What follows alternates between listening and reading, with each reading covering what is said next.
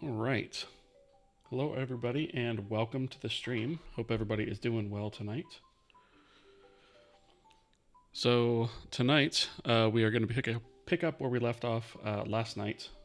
In that, I should say, the last stream rather, not last night, with our thread pools. We're going to tie that up, get all of that in place tonight, and then move on. And so before we do that, I do want to just quickly take a second and thank the supporters of the channel listed here on the screen. Starting with the partners at the top, they are the highest tier of subscription over on YouTube memberships and Patreon. They are Gabby Bashir and Gabrolis Inc. I'd also like to thank all the other supporters listed here on the screen. They are a combination of the other tiers of support over on Patreon, YouTube memberships, as well as Twitch subscriptions. So thank you all very much for your support. It is greatly appreciated. And as for tonight, yeah, we're doing pretty good. I see there's already some Twitch chat going on here. So just as a reminder, this is an interactive stream, so I do like interacting with you guys. We are also simulcasting on Twitch and YouTube at the same time. So with that said, if you have any questions or comments along the way, or just want to jump in and say hey, feel free to do so. Speaking of which, Tammin, hello. Good to see you. Diamond, good to see you as well. Welcome. First time chat, nice free. I think that's how that's pronounced. Good evening. How are you doing tonight? Tammin, I'm doing well. How are you? Good, good. It does look like my camera did not come on for some reason, though. Which is kind of bizarre. Let me try switching sources real quick. Yeah, it does look like my camera is not wanting to work tonight. Let me try resetting it, maybe. I don't know. For some reason, that does not want to seem to come up.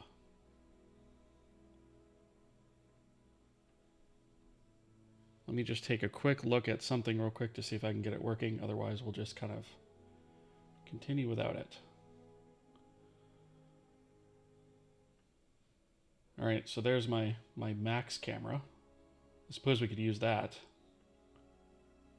There it is. Okay. Sometimes OBS gets a little weird about things and I have to like switch it to a different device and switch it back to get it to work. But it looks like it's working now. Perfect. Let's see. Tammin, you're a bit stressed out. That's not good. What are you stressed out about? Hopefully nothing bad. Chilling with the stream. I appreciate you being here. Trust me when I say I understand stress lately, especially with, job situations and whatnot. I definitely get where you're coming from on that. All right. So that being said, we are looking to make some pretty big moves in terms of performance tonight. So hopefully that'll be really good the way that works out, and we should be good to go. Let me go ahead and go over. There are some changes that I went ahead and made offline. Let me do a status on this first, so that we can get an idea of what the set of changes are. So we've made some changes offline just to fix a couple of bugs that I noticed, and then to actually tie in everything to our thread pool. So I went ahead and created the thread pool offline because it's really just encapsulating all of the work that we did in our worker thread, and then I tied it into the texture system. So there's not a whole lot of code to go through. So let's have a look at that. So one thing that we had to do in our worker thread start was that we actually just had to double check to make sure that the thread was actually there when we went ahead to try and start it, right? Because if we're passing a null pointer, we need to report that. And then we added a worker thread start. So the worker thread start is actually what is now responsible for starting the work versus worker thread wait, which only does a wait. You know what, this might actually be easier to visualize. This might actually be easier to visualize this way, right? So starting with our worker thread, we've added this worker thread start, right? And literally all this does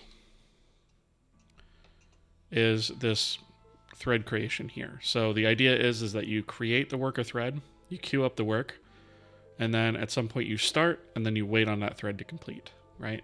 And so we just kind of split those up a little bit. So if you recall before, the wait was also doing this kthread create, which it should not have been.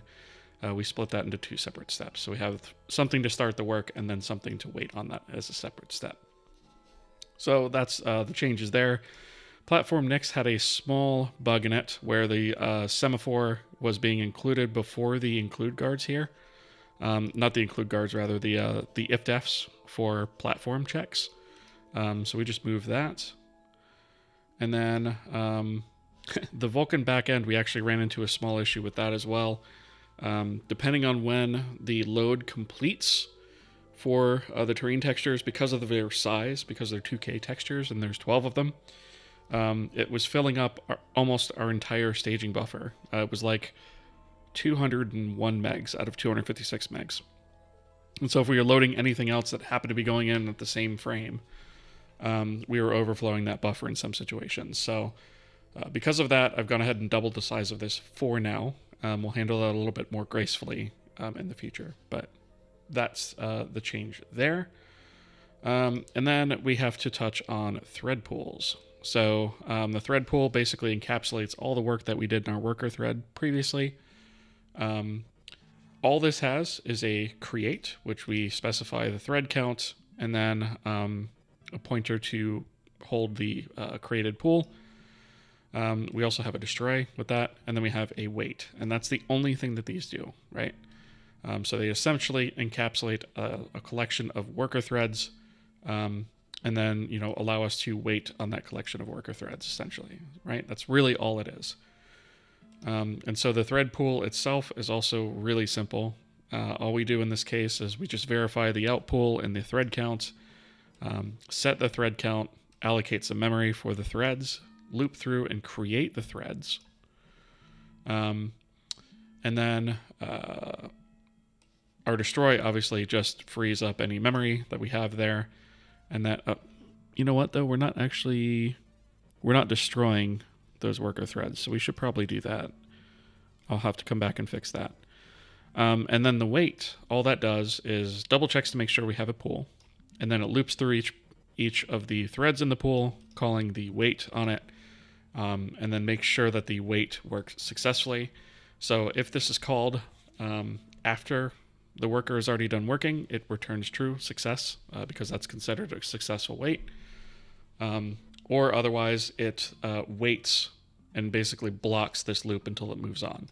So the advantage of doing it this way is even though we don't really progress all the way through the loop, we can't actually progress all the way through the loop unless all of these threads are done waiting, right? So generally speaking, you might wind up waiting on the first couple of threads, and by the time you get towards those, most of the end ones will actually be done, right?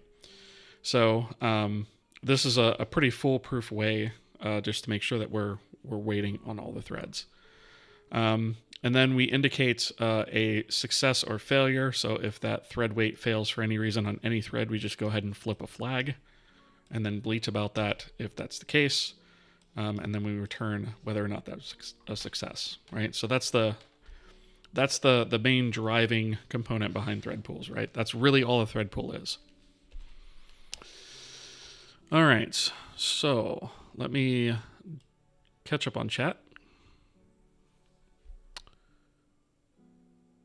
Diamond, your company had layoffs too. Thankfully, you're safe for now. I'm glad to hear that. That's really good. It seems to be across the tech industry as a whole, right? For sure. Tam, work stuff, tight deadline, and uncooperative coworkers. Been there, done that, my friend. Many times. Many, many times. More than I care to count or recall, to be honest. I feel you. for sure. Bad ending. Your chat is now Brazilian. I mean, it is like at least a quarter Brazilian most of the time, right? In terms of all the people that are chatting in here. Anteater in a suit. Is that what Tammin means? Is anteater in a suit? Is that what his full name means? Do I create a thread pool for each job? So I'm about to show you how I use the thread pools, actually. Right now we're just kind of using it as a subtext to a job, if that makes sense. Wondering why we are waiting in a for loop. So basically the way this works is when we are looping through our worker threads. Let me maybe do this visually. Might make a little bit more sense. If I do this visually, let me just clear my paint that I have here. All right, so let's say we've got sort of our main process here, right? And what we want to do essentially, Weird Trash Can, thank you for the resub, the tier 1 resub. 3 months, I appreciate that. Appreciate the support, thank you. So let's simplify this in this case, and let's say we have 3 units of work that need to be done, right? So we need to make sure that these 3 units of work are done before we can actually move on to our result down here, right? So we essentially have to branch off the work like this, and then say only when these 3 are complete do we move on here, right? And so the reason that the thread pool is doing this wait in a loop, as we see here, is because this wait is a blocking operation on that thread. So if we are waiting for this thread, right, to complete, these other ones are still actually running in the meantime, right? These are still doing work and churning away in the meantime. So this guy is churning, this guy is churning, and this guy is churning, right? And so what we do is we wait until this guy says, I'm done, and then we move on to this one. And by this time, because we've been waiting on this one may be done or it may not be done. So we may have to wait a little bit for this one before it finally says, I'm done. And then we move on to this one. And generally speaking, if the work is split evenly, the further you get down the chain, the less waits you're actually going to have. And so this one will probably immediately just say, I'm done, right? And so by doing it in a loop like this, we're basically guaranteeing that all of the threads are done with what they're doing by the time we actually finish it that way. So I hope that makes sense.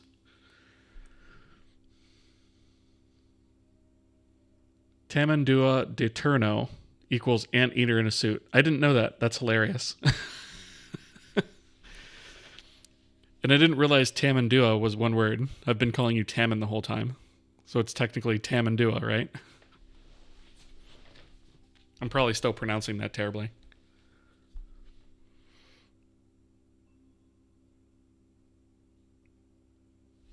Okay, cool. Yeah, so in this case, yeah, for a thread pool, all things are basically working on the same task, right? Now, one of the reasons that we actually separated out the wait operation is because theoretically we could have these worker threads, and we don't care whether or not they actually complete work. It doesn't really make sense to use a worker thread, for different types of tasks, at least and the way that we've got it set up now. I know I was talking about refactoring the way that our job system works, and I may do that. But I think that's going to require a little bit more work than I want to spend right now, and it works as it is, right? My pronunciation was awesome? Oh, okay. I'll take it then. It's not an easy word. All right, cool. I'll take that. So, yeah, I hope that makes sense. Okay. So the last bit of this is actually the usage of it. And in this case, we're just going to use it for our texture system because this is the biggest single, or I should say the single largest bit of work that we have in our loading sequence that kind of holds things up. So what we have is we now declare these structs of work info, and this is for our layered texture loading, right? That's what loads our where is it here? So our texture load layered job start, right? This is loading a layered texture. This is where we're loading those 12 individual textures that are defined by our materials that are used for our terrain loaded layered texture rather.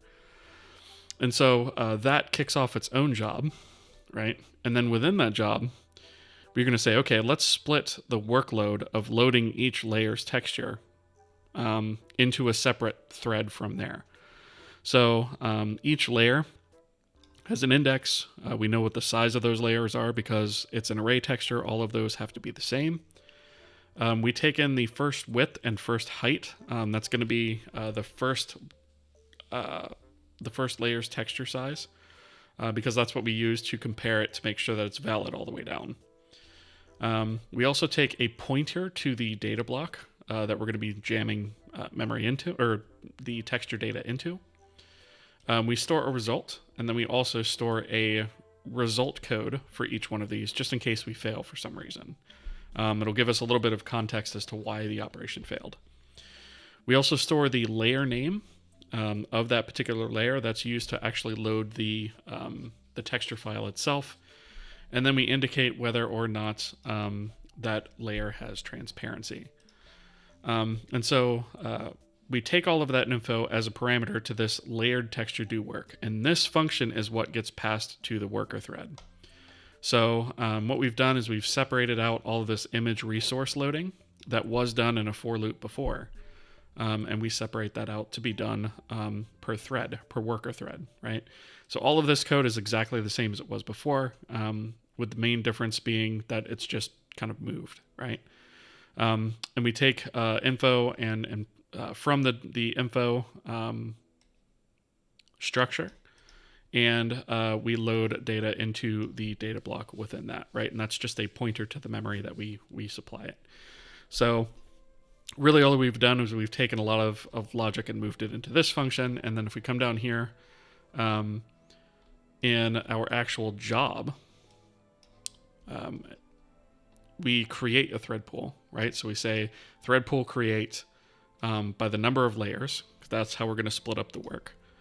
And then we just kind of store the pool locally here, right? So every time we run this, we create a new thread pool, which is not a huge deal because the amount of time that we actually save by using this thread pool far outweighs the overhead of actually creating it, right? So we do that. We create a layer for the info objects themselves, the structures that we have there. And then in our for loop, where we're going through the layers, we set up an info structure, right? We just basically fill that out. We add that info structure as work, passing the layered texture do work function pointer there. And then we loop through all the threads. We start the work. We call our thread pool wait. We make sure that that was successful. And then we verify the results just to make sure that the result on all of them was true. If not, we say false. If the load was successful, we do the same thing that we were doing before. If it failed for some reason, we've replaced our to-do/label that we had here before with just an else clause. We bleat about it, and then we return the result, right? So there is a little bit of cleanup I have to do for this. We're not destroying the thread pool for one. There's a few things that we have to tie up, but for all intents and purposes, this is pretty much complete, right? Okay, let's see.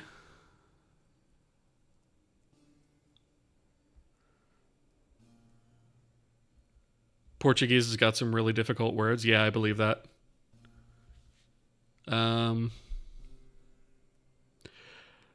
I'm not going to say that word because I don't know what it means.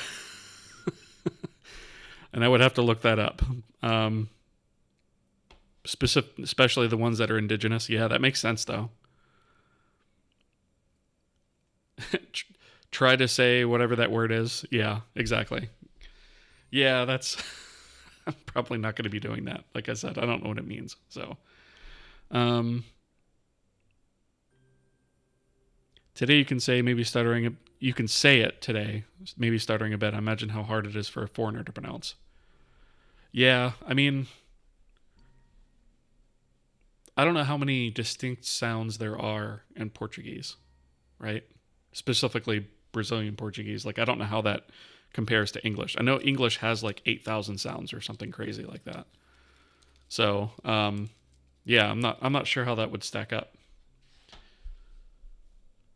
Let's see. Brazilians even struggle to say it. Yeah, I can believe that.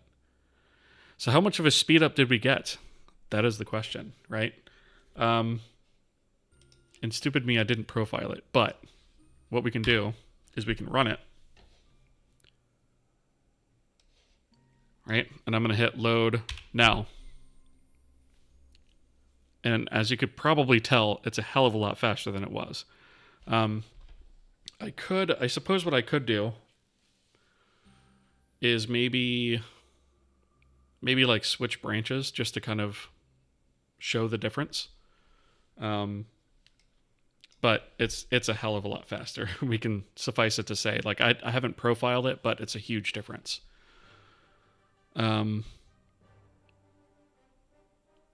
Yeah, I mean, you can just tell from it. Like, if you look at previous videos, it took a couple seconds to actually churn through all that work, and now it's like it's pretty quick, right? And even when, like, boom, you barely even see the temporary texture, right? And even if I unload it and load it again, it's still pretty fast, right? So that's definitely a speed up, and that's a speed up that we can certainly use when we're loading complex objects like this. Now, obviously, eventually we're going to want to have some sort of proprietary binary format for textures like this that we can sort of save this stuff off to, so that we don't have to do all this work. But yeah, this is a pretty huge performance gain, for sure. Let's see.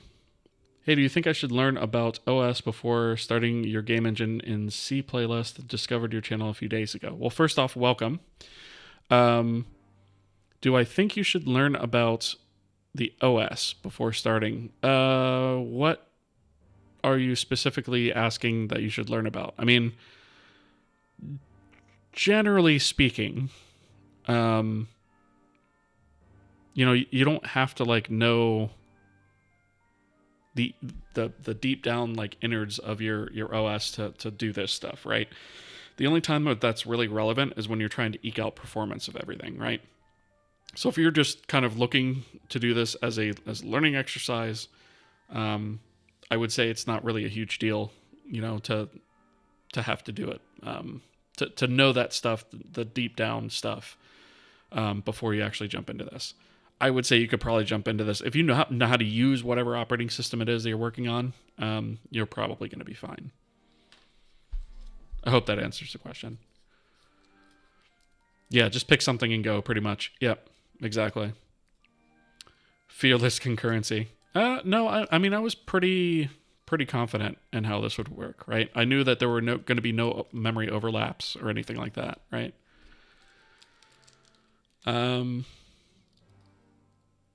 Because I saw you talking about threads and multi-threading, and I know it's about OS. Yeah, so, I mean, portions of it are OS specific. Things like that, you have to kind of reach into the OS code to actually do it.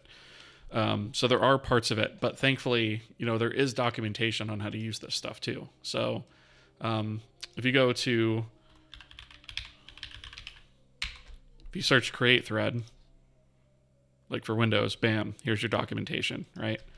And this tells you what all the parameters are and stuff like that. So like, as long as you're semi-decent with Googling and kind of looking at, up examples and reading documentation like this to understand exactly what it's doing, you'll probably be fine. That being said, multi-threading in general has a lot of things that you have to sort of keep in mind and consider when you're doing it. So that's not really even an operating system specific thing. That's just a multi-threading specific thing. But yeah, there may be other concepts that you have to wrap your head around. But that being said, too, we try to explain this stuff as best as we can here on stream. And then if we kind of gloss over stuff, I always try to at least say, well, this is where you could look it up if you want to know more about it, right? Or you can always ask me as well. I don't mind answering questions, right? There are 37 phonemes in Portuguese. That doesn't sound like a terrible amount. But it sounds like enough that it would probably trip a lot of people up. All right. So, we have this out of the way. So there were a couple of things that I picked up on as we were kind of looking through the diff that we need to fix. So for one thing, let's see. I believe the worker thread destroys the queue and the mutex, but I don't believe it actually destroys the thread. So we need to actually look at that. LQD72, thank you for the follow. Appreciate that. English has 44. Yeah. I was going to say that doesn't sound like too different, right? It's probably, but they're different ones that don't exist in English, I'm sure.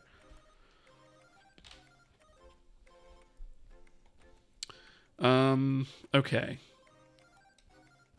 So let's see. We create our queue, create the mutex. We do a kthread create here. We probably should do...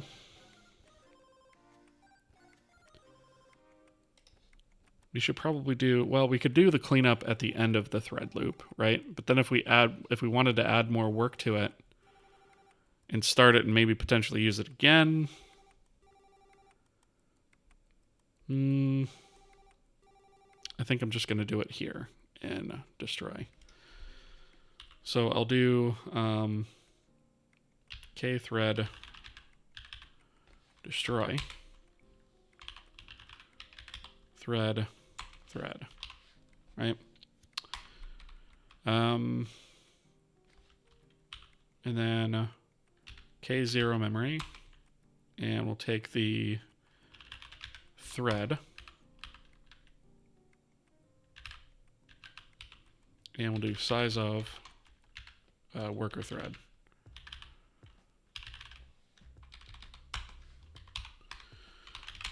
Just so that we don't try to use that again for anything else that might be invalid, right? Let's see. So start and wait. I don't think I need to really do anything here. I think that was all that was in the worker thread. I think most of the problems were in the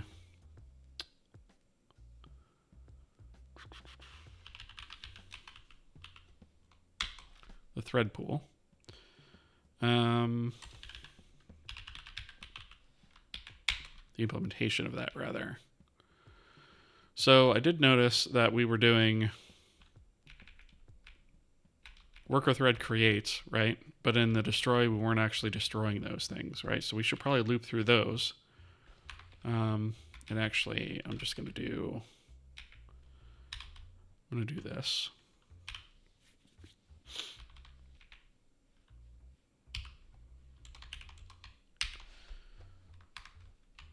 Right, and then we're going to have pool thread counts. And then we'll destroy each of those, right? And actually, we don't need this if check here. We don't need this if check here because that returns void, right?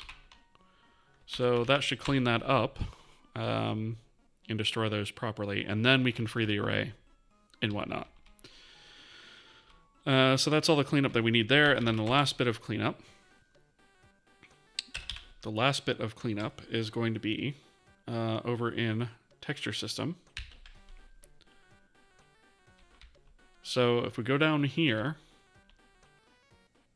we do our thread pool creation here. We do our work, start the thread, wait on the threads, verify the results. Realistically, at this point here, we have ads. So for those of you who are new to the stream, we like to pause the stream whenever ads come up. Those ads are served on the Twitch side every 30 minutes for 90 seconds, or up to 90 seconds, I should say. It varies by platform, region, locale, things like that. Some folks will get, maybe 30 seconds of ads. Other folks will get the full 90 seconds. Some won't get any at all. Depends on what ads there are to fill that slot. Over on the YouTube side, ads work a little bit differently. So we do not have the same type of need necessarily to pause over on that side. But just to keep things consistent, I like to pause things across the board so that nobody misses anything.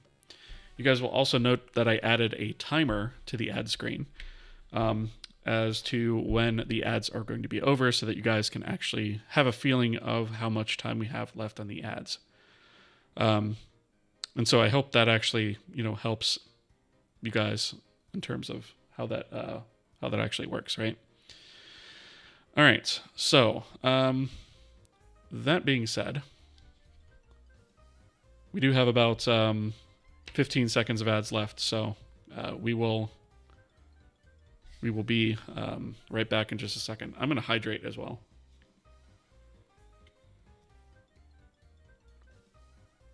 If you guys haven't hydrated, you should also hydrate during these ad breaks, right?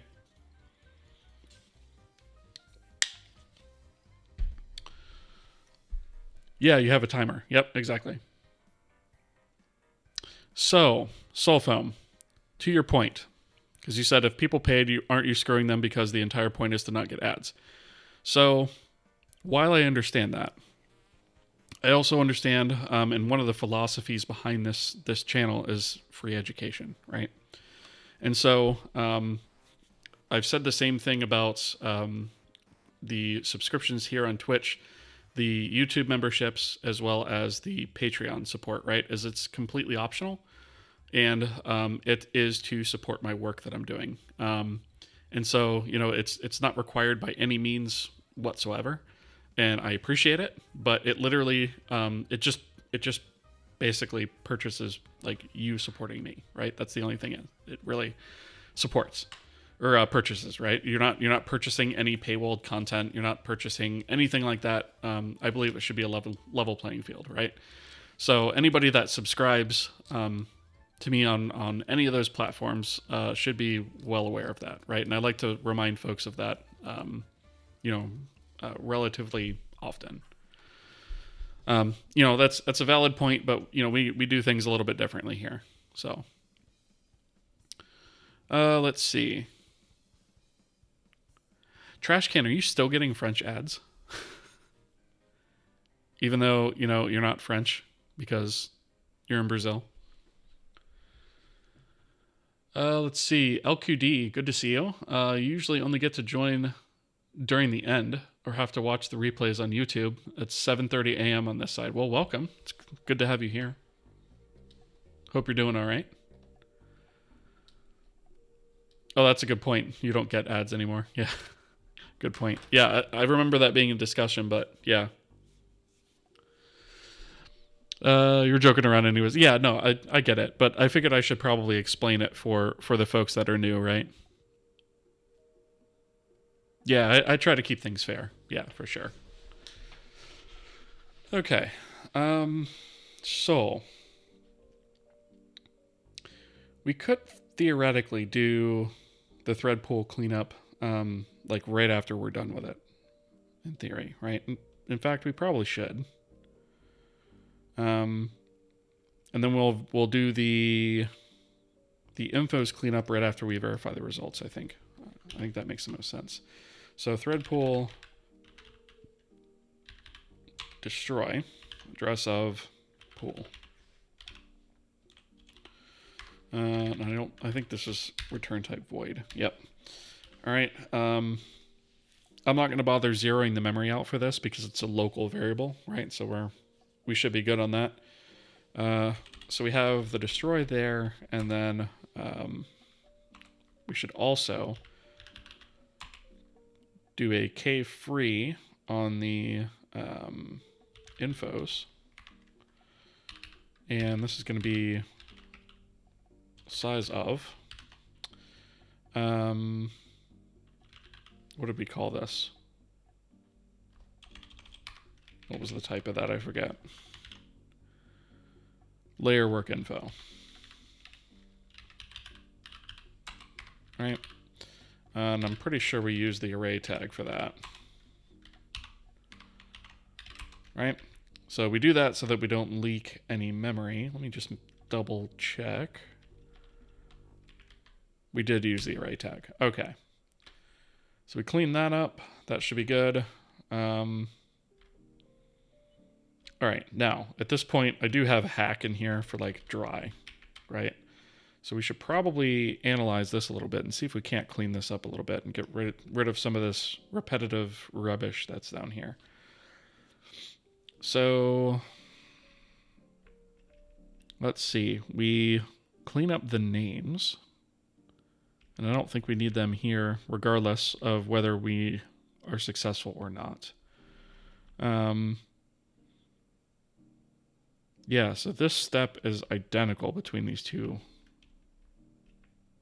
I believe. And then the only other thing we free here is the data block if we fail. But we should be able to just take this, put this here. Right, so we clean that up. And then get rid of the same stuff here. Get rid of that. And then we free the data block if we failed the loading process. That should do it.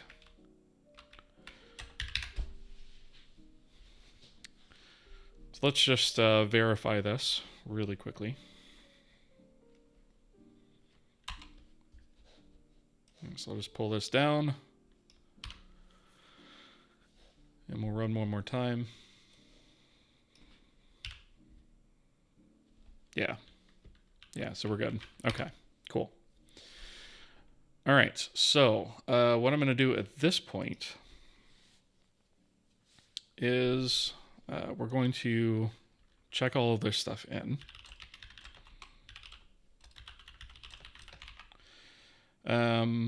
So in this case, we'll say added. Oh, you know what? I didn't update. I did not update the to-do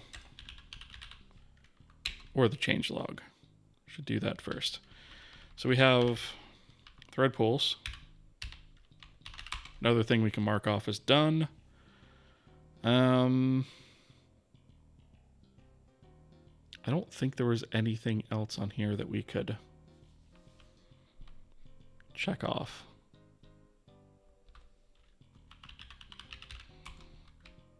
Let's see. Nope, does not look like it. Oh, this was checked off actually.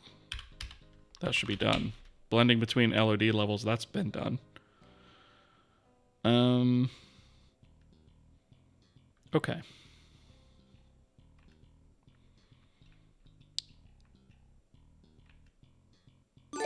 Good enough for right now. Bonecast, thank you for the gifted community sub. Appreciate that. Thank you for the support there. Much appreciated. Okay. Ricky Backgrounds. I assume that's what that is. Ricky BGS. Ricky BGs. Backgrounds? Is it backgrounds? Thank you for the follow. I appreciate that. Welcome. Let's see. What got me intrigued is that reloading the scene is slower than loading it the first time. It shouldn't have been. We can run it real quick and see that.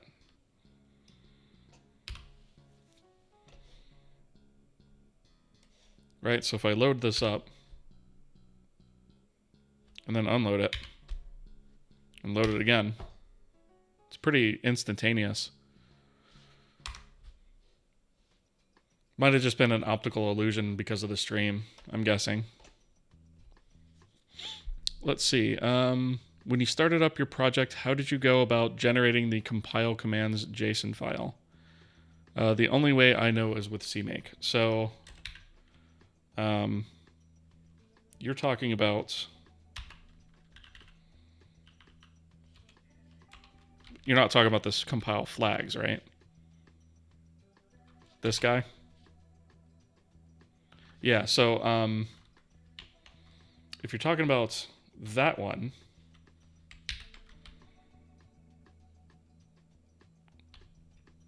or maybe you're talking about... No, I think that's... The only other one that I have in here is like the Clang format and the Clang D file. Yeah, so these compile flags are actually generated as part of the make file. So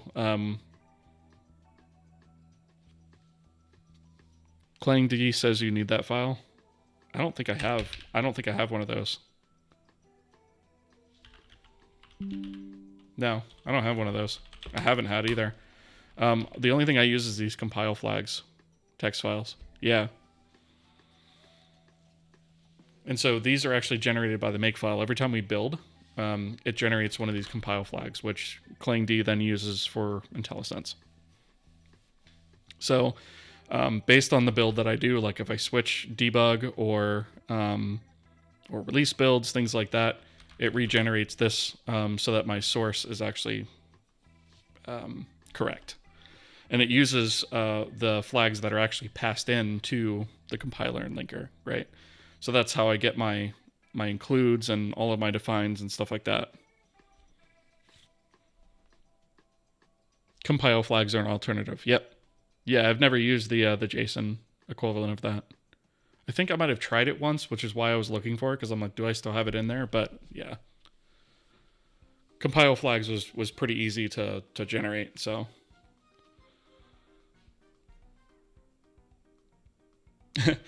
Magetz, good to see you. You should make a branch for the engine where you replace makefiles with Soding's no build H just for a test. I've thought about doing that, actually. I've thought about either using that or maybe rolling my own. But yeah, it would be interesting, right? With CMake, it's just a dcmake export compile commands equals 1 flag. Yeah. So in our case, you know, it is part of our make file, right? So let's see if I can remember. I added that in quite a while ago, like when I was setting up all of my Vim stuff. It literally just like echoes to a file, if I recall correctly. Let's see.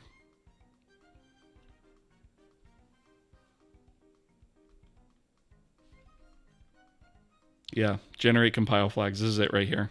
This recipe right here is it. So here's the PowerShell version of it, and then there's the Bash script version of it. And so we literally just use the include flags and the defines, and we just do a find and replace just to make sure the pathing is right, and then, yeah. That's all it is. Let's see. Oh, you're ditching WPF for your editor. Nice. That's probably a good thing, Tammin. Or should I say Tamandua?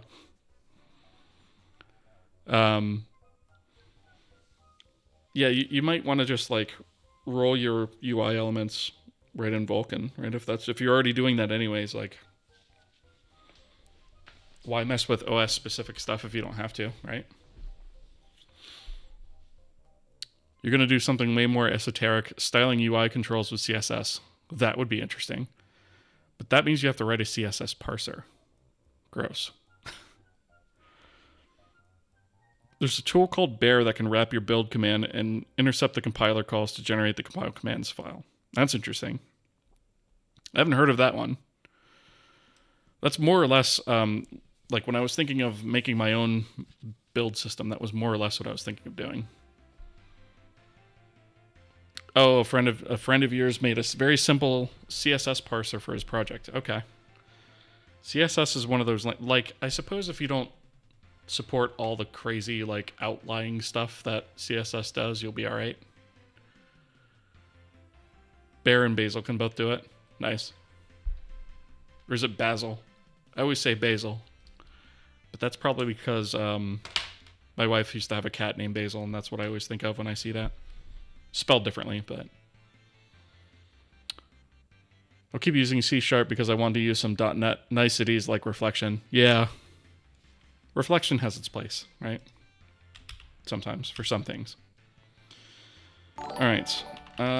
So let's look at changelog so I can wrap this up.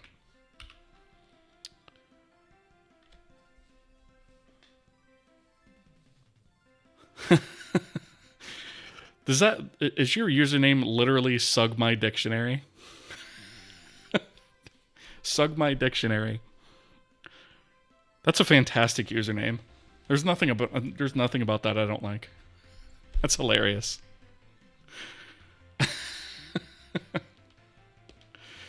Thank you for the follow. I needed that laugh. Thank you. Some of you guys' usernames are absolutely hysterical. All right. So added thread pool, worker threads, and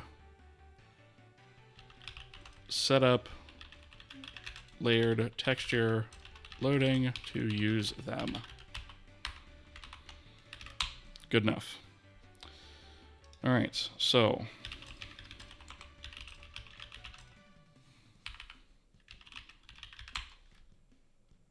I think it's just get status. Staged is for the diff. Okay, so those are the files that we updated.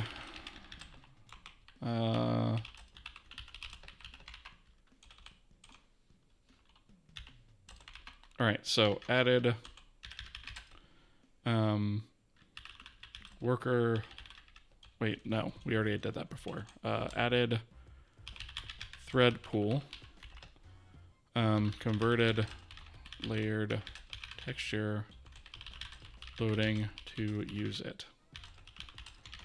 Also fixed bugs.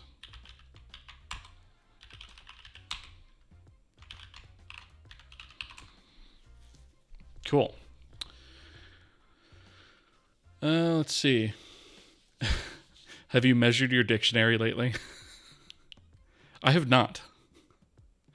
It's about 2.5 inches thick. Is that thick spelled with 2 C's by chance?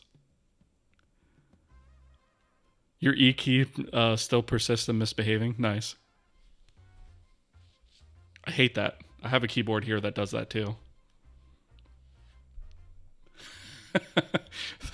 That's like 4 C's thick. That's pretty thick. Not gonna lie. All right, so I'm gonna do. I'm gonna switch back to the 0.6 branch real quick, and the reason I'm gonna do that is because I want you guys to see the difference between how we actually loaded before versus how we're loading now, right? Why is this taking so long?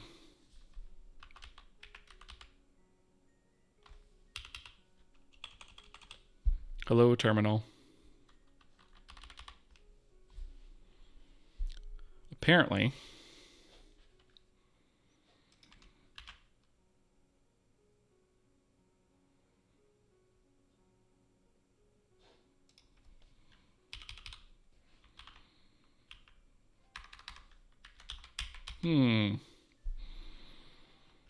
apparently Windows is like hung up on... There it goes. Okay. Why did that take so long? Oh, it's still not quite done with it. Windows does this every once in a while. It's like when I go to clean, it just kind of takes forever to do so. And it doesn't matter whether I do it with this or the other editor that shall not be named or the other bigger editor that shall not be named. It just hangs every once in a while. And it's the weirdest thing ever. I don't know what's going on. Yeah, Windows is the problem. 100%. Yes. Let's see.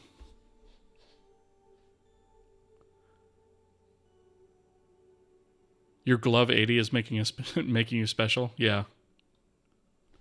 Do you use a special keyboard too? So what I use is the Keychron K2. So it's this guy. It's a fantastic keyboard. I love it. It's a 65% keyboard, so it still has the like the arrow keys and the page up and down home end keys, things like that. But basically no number pad. But it's great. The Glove 80 has been so good for your RSI. I'm not familiar with that one, actually. Let me look that up.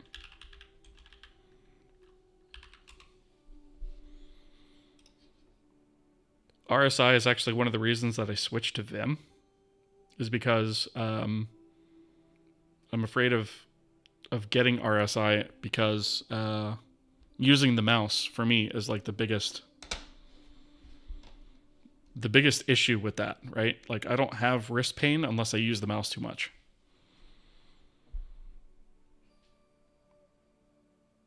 That other editor that shall not be named, Hearing Office. Not to show, but if you're about that stream, you might appreciate aspects of my stream. Is that Netscape? It is Netscape. Thought I recognized that logo. Yeah, it's Did this finish building? Yeah, it did. Okay.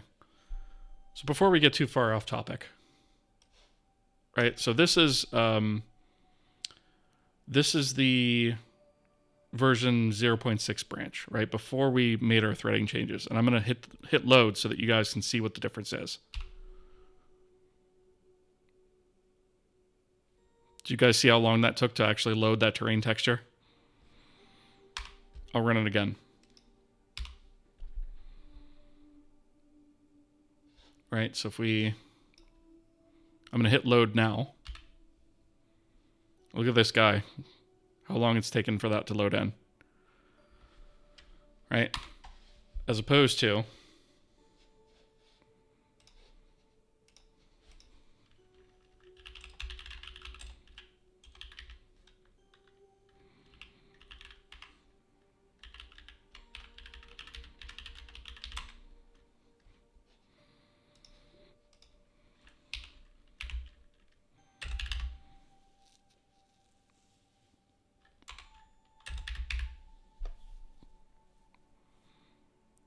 No, build this.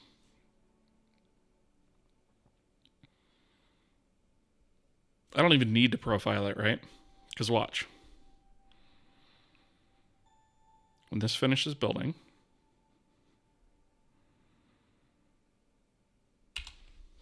we'll run it again.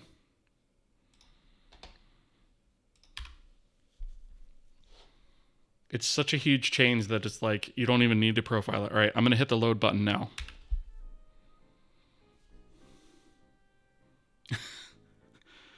It's like, it's such a huge change that you don't even have to profile it to see it. And for reference, that's pulling in 12 2K textures at the same time, essentially, as opposed to doing them individually. It's a pretty big change, yeah. And that was one of the reasons it's been on the list and I've been wanting to tackle it, right? Because there's other places where we'll eventually be able to use that. I'm thinking we might be able to use that in like terrain chunk generation too, maybe at some point. But I think we've optimized the terrain enough for now. Anyway. All right. So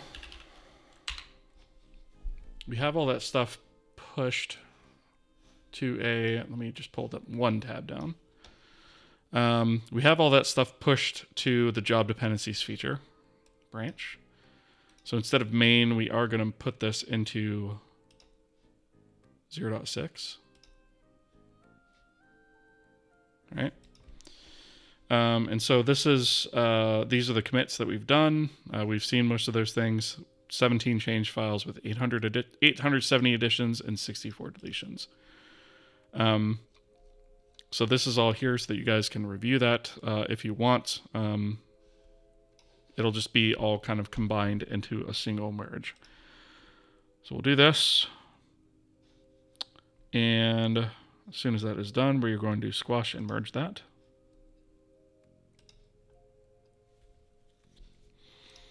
And nuke the branch. And literally as I just did that, I think I forgot to update a piece of that for Mac OS. So I'm probably going to have to come back with an update for that. But I'm not going to worry about that for now. By profiling, you could do some clickbaity shorts. That's true. My engine now runs 10 times faster. It's not a bad idea, actually.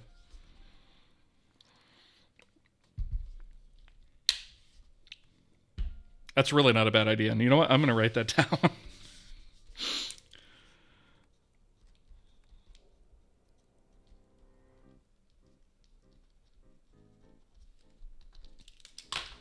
Yeah. Good point. I always forget about that until like I go to create shorts and I'm like, oh, what am I going to create a short about, right? Okay, so we're done with all that. Let's have a look at the to-do list. Because I want to start hitting things that are kind of necessary for us to start creating a game, right? Because I want to start creating a game really soon. And I think there's a lot of these things that are kind of like nice to haves. But I feel like there are certain things that we need to have.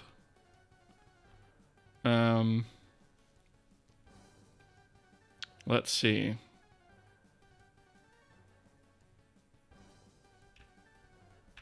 This is probably going to be one.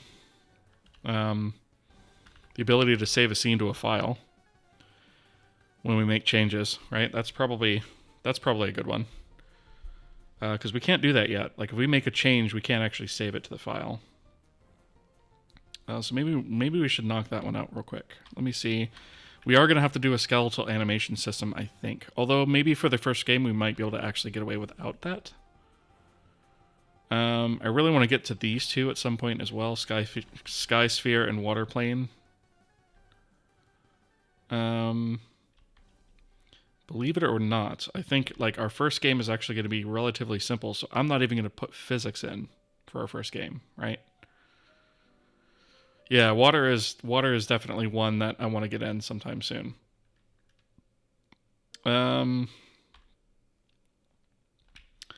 Batch rendering is probably one we need to hit too. We need a little bit of stuff for geometry generation, I think. Shadow maps are fine for now. I guess we could probably tweak those later. I think we can actually even get away without doing this stuff for now. For the render graph. I don't think we need a deferred or forward plus right now. Compute shader support, I don't think I need right now. Certainly not ECS. I don't think I need to multi-thread the renderer. Alright, even standard UI is debatable.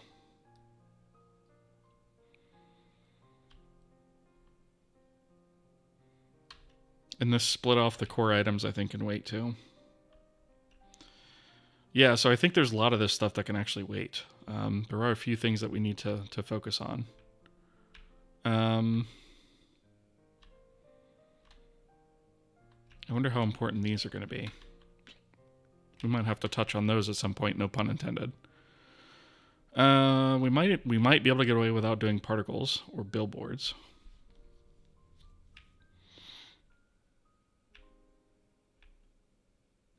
SimD would be nice, but I don't think we need it for a simple game.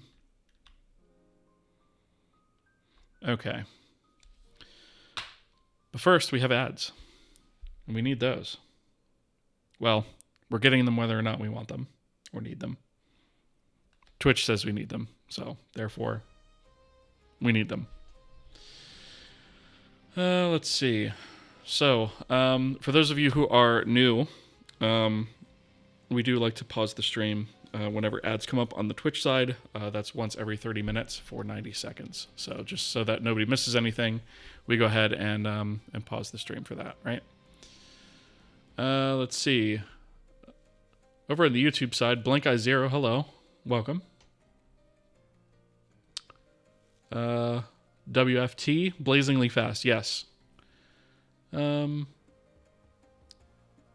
easy is mouse handling in C from scratch? It's actually pretty easy. We actually have most of that stuff in place. From like, maybe I should apologize for the rant on your video yesterday. Don't worry about it, dude. No worries. Yeah, I did see that, although, I didn't get to respond to it because it was kind of a long one, right? So, yeah, no worries.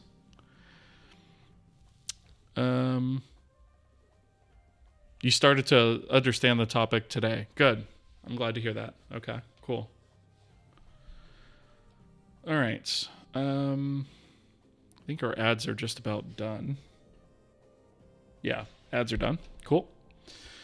All right. So, Legit Gentleman, thank you for the follow. Appreciate that. SimD for the math library would be huge. Yeah, that is something I want to tackle. Although I'm not sure how much benefit it would get us at this point. Because when I'm saying I want to start making a game, I'm saying I want to start making a game within like the next month or maybe two. So I really want to limit what new stuff I put in, for sure. Yeah. And SimD is one of those things that's going to require extensive testing, right? So that to me is probably going to be done before we do the second game, I think. I think the first game we can get away without doing that. But it is definitely going to be a requirement going forward. Batch rendering is probably an easy win. Yeah, I think batch rendering kind of needs to go in. Because no matter what we do, we're going to have situations where we're probably going to need that, right? Especially if it's a 2D game. So our first game is not going to be 2D. It's going to be 3D. But, well, it's going to be 3D, but it's going to be played as if it was 2D, right? So you'll basically be you'll be playing on the XY axis, but there will be depth to it, right? It's not just going to be sprites. Is this your own game engine? Yes, we wrote it from scratch. So, yeah, for more information, if you check out kohiengine.com, I'll pull that up here real quick. This is a project that we started as a YouTube tutorial series. Lost my window. Hang on a second. We started this off as a YouTube tutorial series, and then with a game engine, it's a pretty large code base, right? So after a while, the sort of tutorial format doesn't really work. So we tried a few different formats, ultimately landed on live streaming. We've been doing that here for about a year or so, and that's kind of what we do now. So everything is streamed both to YouTube and Twitch these days, but the whole playlist from the very beginning is available on YouTube. The engine is written in C. It's using Vulkan as our initial rendering backend. I say our initial rendering backend because there will be multiples. We will support Vulkan, we will support Direct 3D 12, and we will support Metal, and maybe others.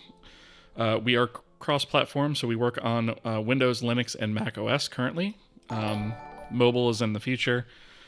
We also are completely free and open source, Apache 2.0 licensed, which means that you can use the code in any way you see fit, even commercial use. All I'd ask is that you just say you use Kohi if you use Kohi, right?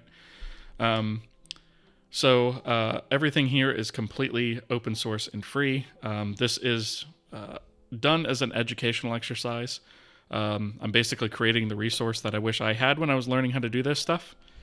And so as a result, I don't paywall anything. I don't mark anything as private for members only or anything. It's all free. The Patreon support, the YouTube memberships, the Twitch subs, and that stuff, that gets my appreciation, but you don't actually buy anything from that, right? So all of my content is available 100% free. Dino, thank you for the raid of 13 viewers. I appreciate that.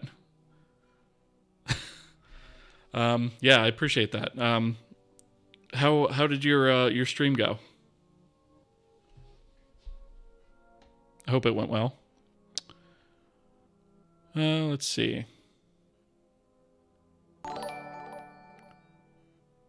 So you can rebuild the whole project with me on YouTube. Yep. Yeah, so there are, at least initially, we actually start going line by line. But eventually, obviously, that becomes a little bit hard to manage. So there are sections where we just say, look at the change set, or look at this, and we just kind of basically review the code, right? But yeah, it's, it more or less, you should be able to rebuild this if you follow the whole series through, right? Let's see. The GNU license is contagious. Yeah. So the reason I didn't go with some of the other licenses that are more popular, right? Like what's the other one? GPL requires you to essentially open source anything you use it for, and also license what you're using it for as GPL, right? And I didn't really want to impose that kind of restriction. I wanted to say in this case, you're free to use it for whatever you want, commercial or personal. You could use it for something that's closed sourced if you want. I didn't want to impose any sort of restriction. Speaking of restrictions, there's never going to be any sort of licensing fee for this. There's never going to be any royalties, none of that stuff. It's 100% free, right? So, yeah, I mean, you can commercialize it, but you'd have to open source it, right? If it was GPL. So I didn't want to have that restriction, right? So yeah, I hope that makes sense. Oh no, another do-it-yourself game engine. Yeah, I mean, I think so, especially with the advent of all of the Unity debacle that happened recently, and before that, the machinery debacle that happened, where that just sort of shut down and disappeared. I'm hoping to motivate people to get into game engine development with this. And I think there can never be enough competition for that kind of stuff out there, right? We shouldn't all be beholden to these large corporations that have complete control over this stuff. And I think that the more people out there that understand this kind of tech and how to build it, the better. And Unity just sort of underscored my point with that recently, right? So this project's been in the works for about 3 years now. Just in my spare time, right? I'm the one and only person working on it, essentially. Other than some folks who have contributed some stuff to it, right? But these are 90% of the code, or 99% of the code really is written by me. But yeah, I don't want I don't think people should be beholden to companies and licensing like that. And this is one way to hopefully help resolve that. Yeah, the machinery, exactly. Yeah. Godot's pretty good too. Yeah, Godot's open source as well, right? So, and that's become pretty popular lately, especially with all the Unity stuff going on. Yeah, it's basically like Blender was when it, years and years and years ago, right? It started off kind of rough, and then it got really good. Like Blender, it's really good these days. Godot is kind of following the same thing. It's really good these days. And it's great to see how it's grown. The industry has a shortage of engine devs. Absolutely. Yep. Ultimately, Unity is contributing to making us better. Yep, exactly. The main reason I got into making my own game engine is because of Unity. Yeah, and that was the reason I wanted to learn it too, right? Is because I didn't want to be beholden to one of these companies when I go to release my stuff. because some of them allow them to change the licensing retroactively, which Unity tried to do, right? And so, yeah, that was one of my main reasons. And of course, I started this a few years ago, long before that stuff happened, but kind of underscores my point. You wouldn't even think Blender was open source. Yeah, exactly. Blender has really, really gotten good lately in terms of quality. 100%. All right. So I think that just about covers everything. So we were actually we are in the process of picking the next thing that we are going to work on from our to-do list. And so I think Blender is to 3D rendering, like DaVinci Resolve is to video editing. Yeah, and it's funny you mentioned DaVinci Resolve. I use that too. Let's see. So I think probably the next thing that makes sense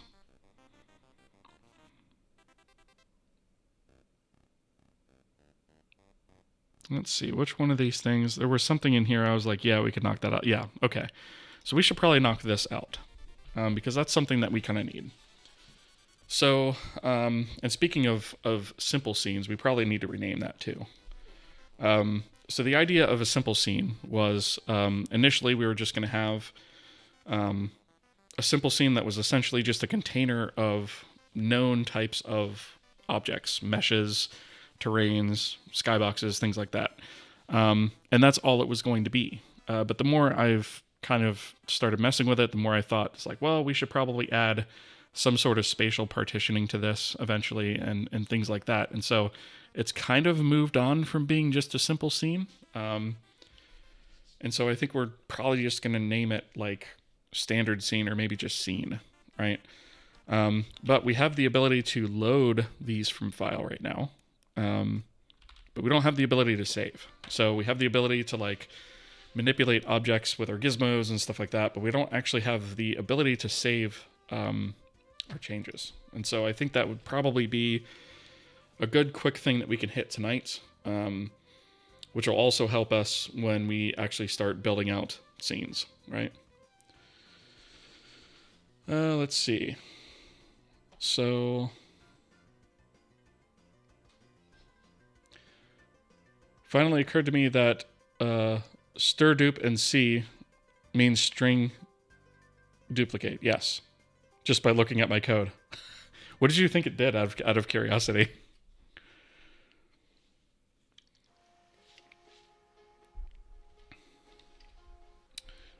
So your question is C, you started learning C++ because I heard it's best for game dev, although C++ can compile most of C. Right. So to that point, a lot of game dev does use C++, and there are reasons behind that. However, I have my own reasons for using C, right?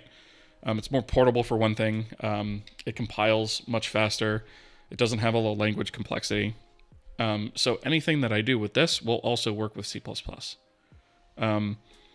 But it's not necessarily true the other way around, right? If you write something in C++, it's not necessarily just going to port to C, right? And so, yeah, it doesn't have STL, right? Which I view as a good thing. And so, yeah, I've chosen C here, but, you could certainly port this to C++ if you wanted to. I know several people have. But yeah, I hope that makes sense, right? So, yeah, for me, it's a combination of preference, language simplicity, compilation speed, portability. Those are kind of some of the reasons I chose C over C++. Interoping with C is a lot easier than C++ because you don't have all the symbol mangling too. All right. So if we open a kohi simple scene, which is has the extension KSS for right now, it looks something like this. So we basically have some header information in here, and then we have are individual objects of like known types, right? So we have like a skybox, we have a directional light, and each of these things has their own type of properties. It supports comments. And then we have meshes in here that we can load with transforms, point lights, terrains, things like that, right? So we need the ability to essentially be able to write this file out whenever we make changes to a transform of an object, for example.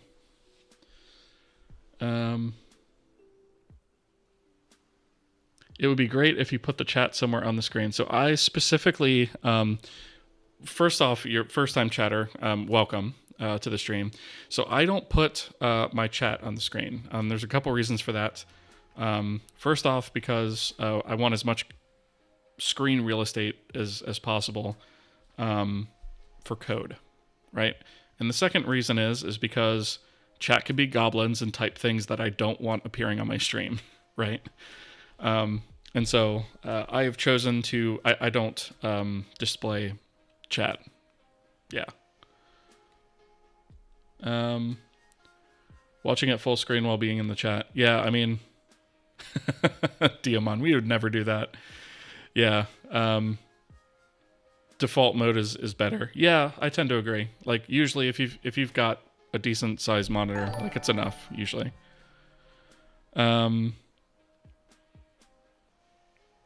Imazdurin, I hope I pronounced that correctly. I always try to pronounce names correctly. Thank you for the follow and the stretch redeem. Appreciate that. Better safe than sorry. There's a lot of potty mouths on the interwebs. Exactly, right? Like, I don't want to be in a situation where I'm getting in trouble because of something somebody in chat said, right? So I'd rather just not have that on the stream. It's a lot safer that way. Okay, so with this, let me open this over here, and then I'll open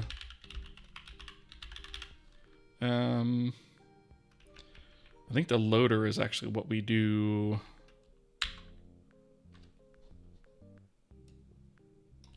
So we have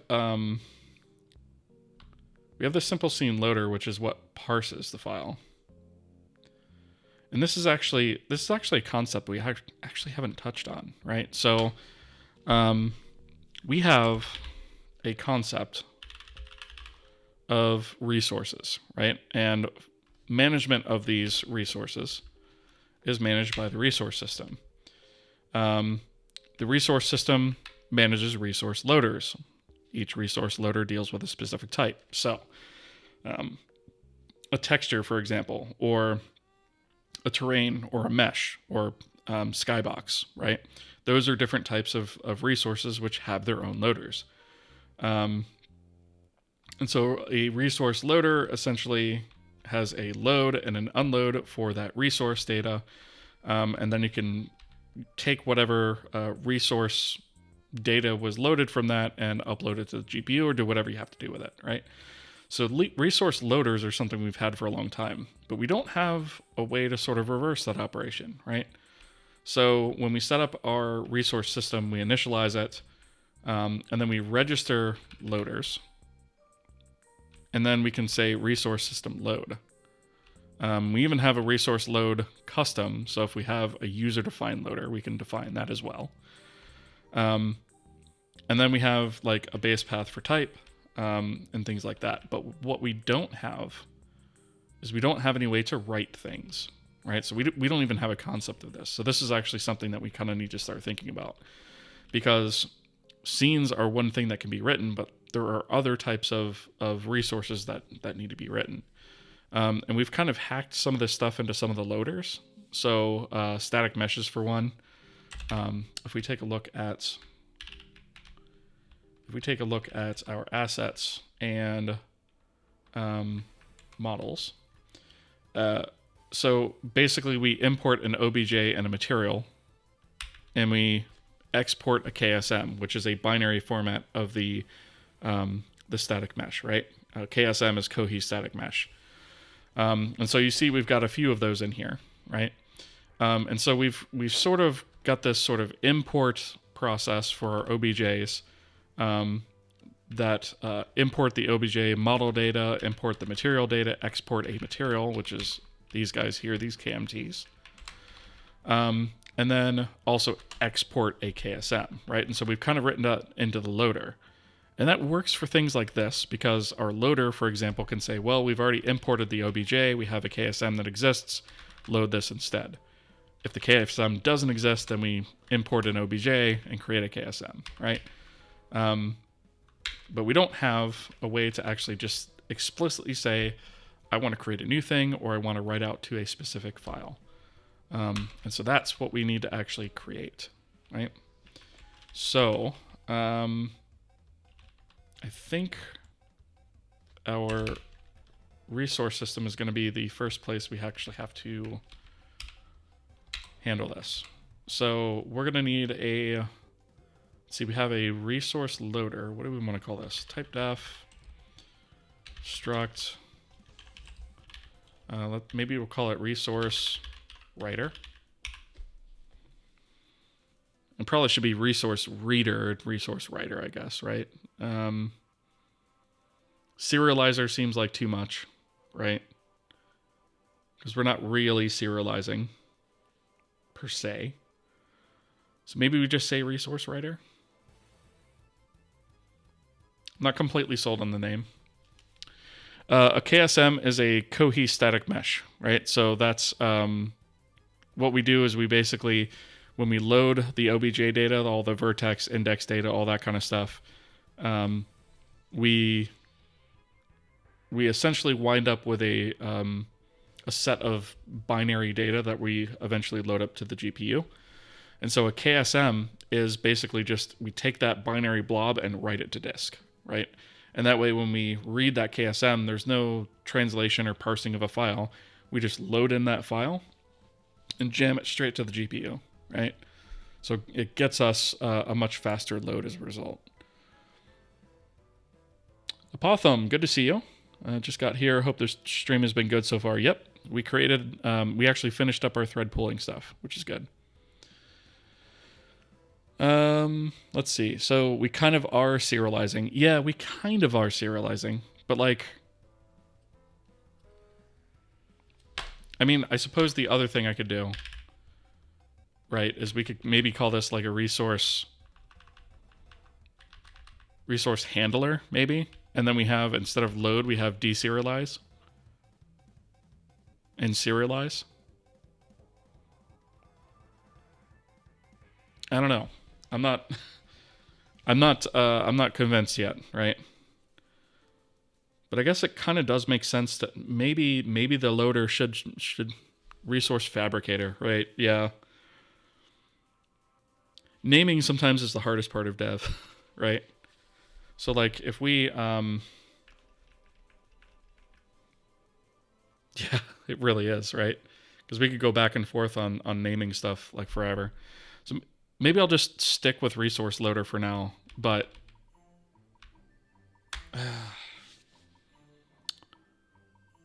so we have load and unload. So load essentially loads the resource from disk, and then unload cleans up the memory, right? So if we were to change this to deserialize, then what do we do with this? Clean up. Resource manager. I mean, it isn't, well, that's the thing though. We already have a resource system, right? Like that's what this is, right? So I don't want to have like a resource manager and a resource system because that's kind of confusing. But then again, resource handler isn't much better either.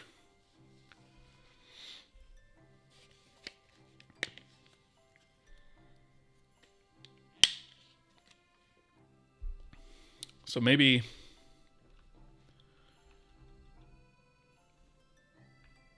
it should be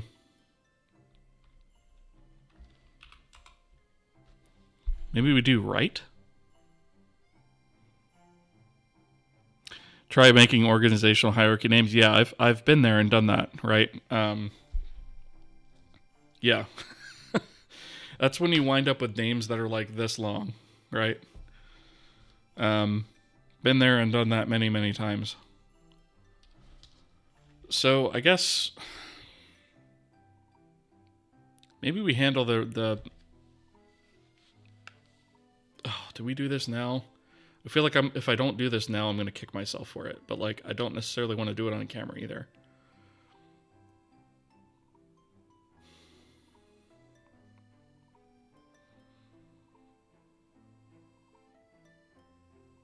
All right, let's go with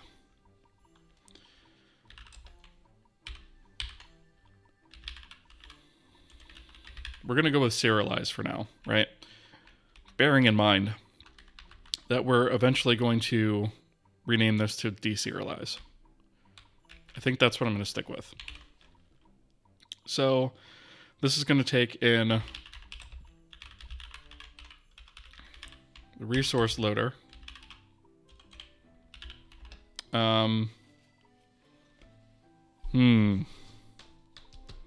And then a resource to be written. So I guess what we're going to have to do is, like, when we go to serialize something... Oh, you know what? Serialize doesn't make sense here. And here's why. Because this resource loader is just loading it off of disk, right? And so how we parse or process that data is actually outside the context of the loader. Resource janitor, resource employee 1, yeah. So technically speaking, serialize doesn't make sense here. Right makes more sense. Because the serialization would get us to the point of the resource that we pass here. Right? And then the resource is what gets written to disk. Ultimately. So I think what I might wind up doing is actually doing, like, read here and write. And then maybe unload can handle either, right? So when we create a resource, maybe we should have like a separate resource serializer.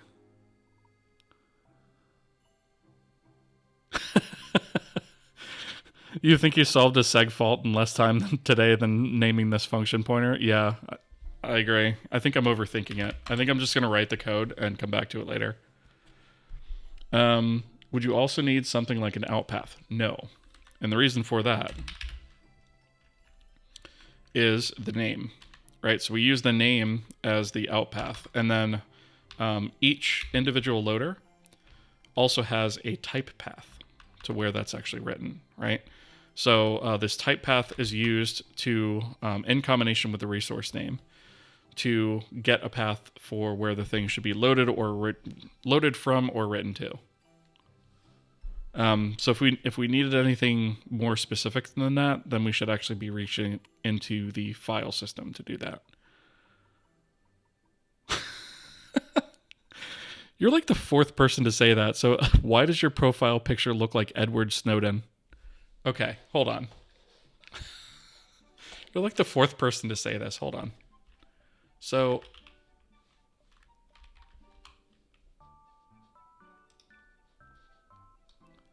let me just grab. So here's my profile picture, right? I assume this is the one you're talking about.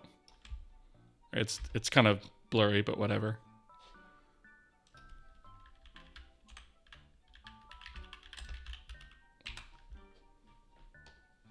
Right, so let me see. And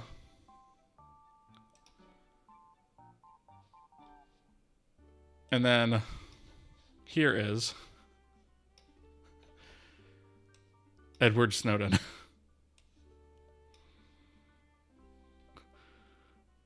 I mean, I don't see it. Well, okay. I guess because of the square glasses, right? Maybe that's it. It's the same picture. That's hilarious. I mean, I guess I kind of do see it a little bit, but in the beard. What's hilarious is this picture is like 12 years old. See second from the top. Yeah, so you're talking about this one?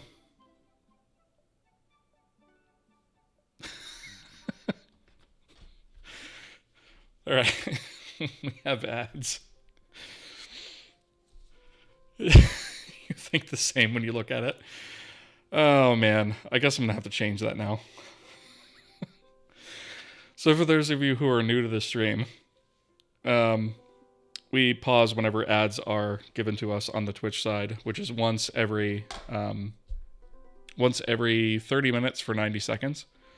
I know things work a little bit differently over on the YouTube side, which I see some comments over here. I need to catch up with these. Yeah, we just like to kind of pause it so that nobody misses anything, right? And also, so it can hydrate. So if you guys haven't already, hydrate, right? You have 40 seconds left.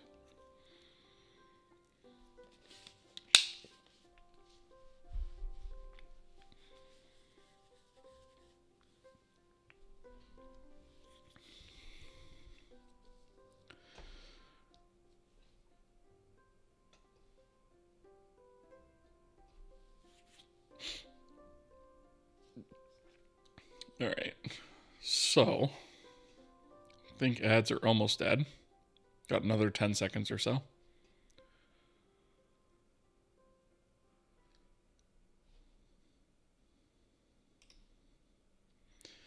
Legit gentlemen, have a good one.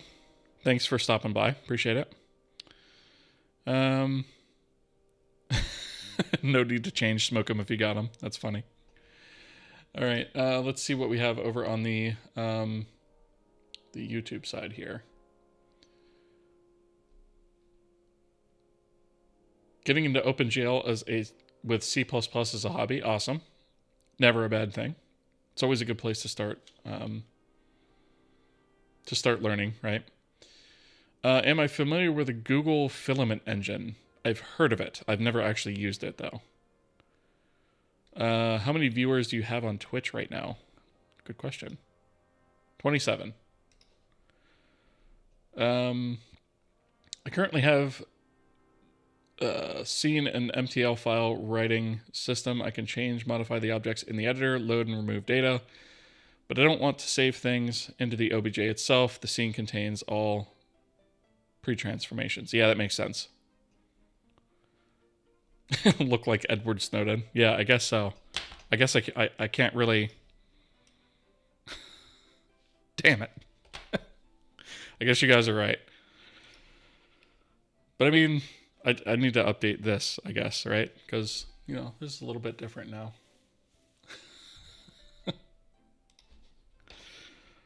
Mental note. Okay. So, yeah, now I'm thinking that we kind of should have like a read-write situation, right? And maybe this should be a...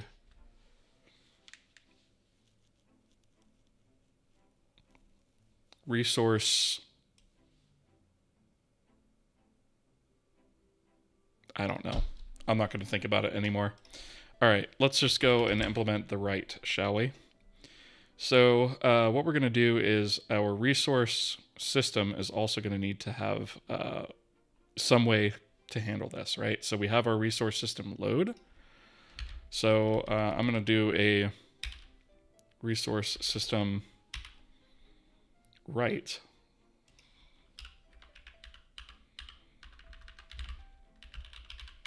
Right? And then we'll say writes a resource of the given name to disk. Right? Write parameters to be passed. Okay, a pointer to hold the newly loaded resource. This is a pointer to the resource. To be written.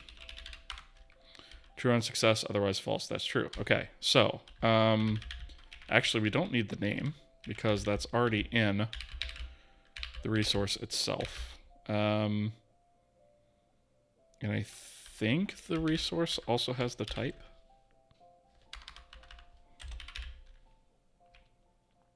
Don't we? We don't.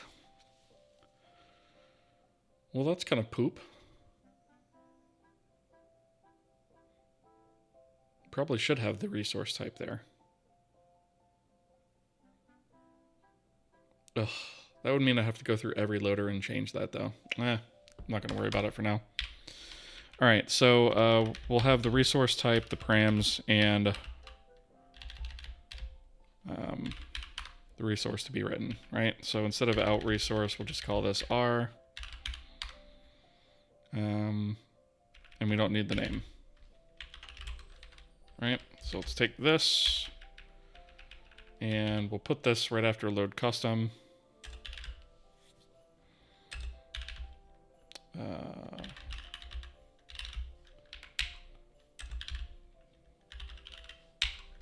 Right, so right down here.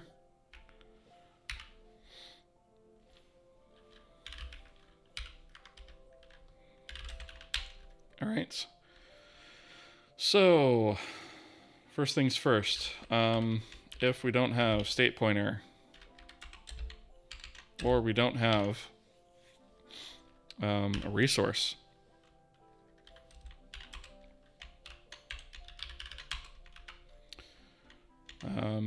resource system write requires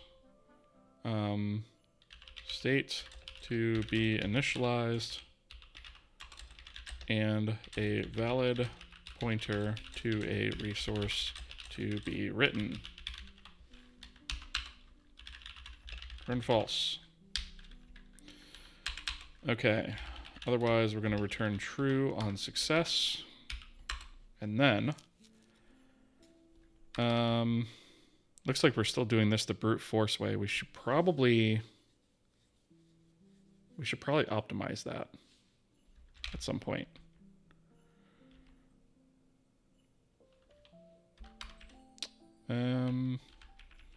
Let's use this loop.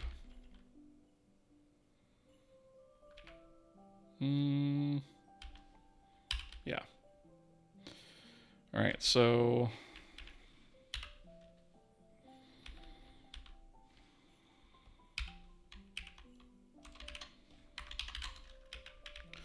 we'll loop through all of the loaders, and we'll say if the loader ID is not invalid and the type equals the type, right? Then we will also check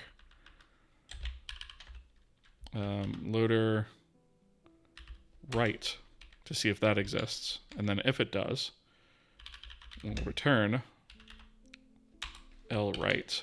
And we'll do the loader. Was it the parameters, I think, next? And then the resource, I believe. Did I get that right? Resource loader, the resource. Well, I guess we don't really need params, right? The resource should be enough. Yeah, we don't really need this. Right, we're literally just writing out the resource. So let's get rid of this and that. Okay. So, if we have the ability to write a resource, we do that. If we get down here, actually, this should be a return false, because no resource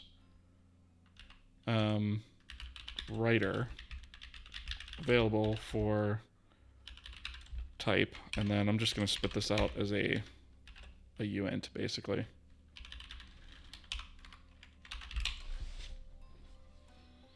That way, if we try to write something that we actually don't have a writer for, we're covered.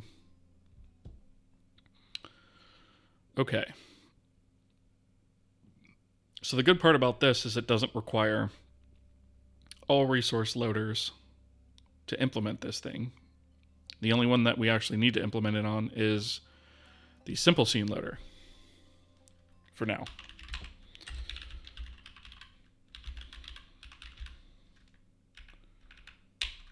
right?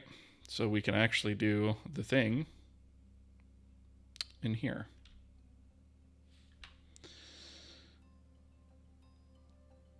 Why is 16% of filament in assembly? That's a good question. Farmhand, thank you for the follow. Appreciate that. I mean, I'm sure there's probably a reason for it, right?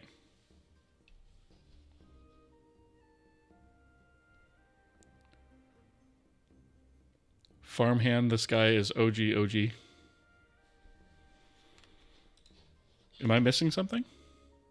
Farm_hand?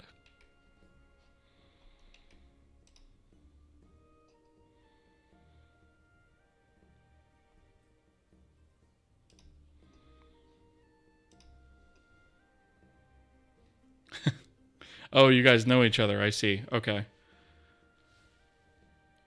You've known him around Twitch for 8+ years. How have I never seen... Do you have...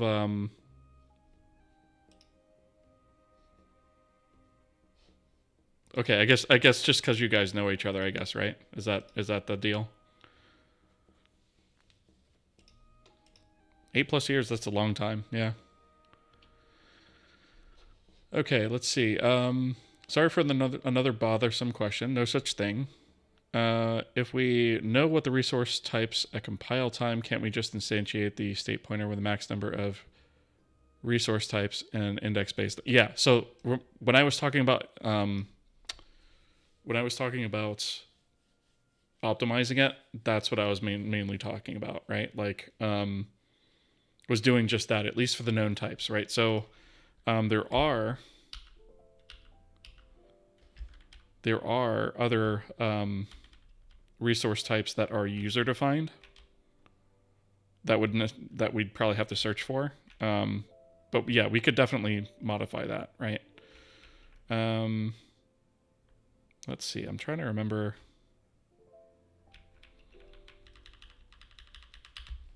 What the ranges were on that. Right? Yeah. So these are the known types right now, right? And we could easily index this into an array. And then I have resource type custom, which I suppose we could set to like 256 or something, right? And if it's beyond, or if it's 255, beyond 255 rather, for the resource type, then we could just, loop through the array at that point. But yeah, that's something I've actually kind of been wanting to do for a while. Just haven't gotten to it. But yeah, it's definitely a good point, right? All right.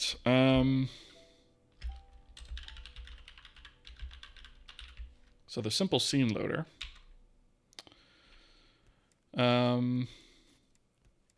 We basically just have to invert the operation that we're doing here, essentially. And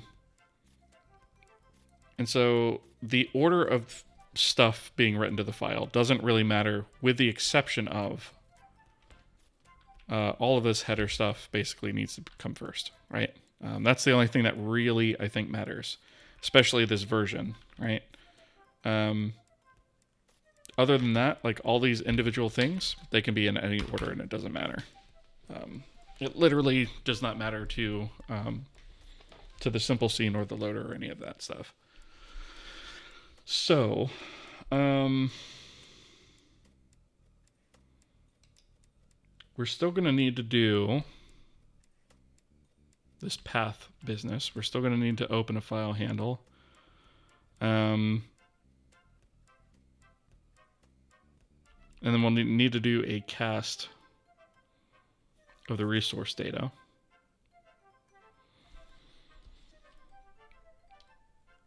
And then I think from there, we should just be able to write all that stuff from to file. So I'm just going to grab this.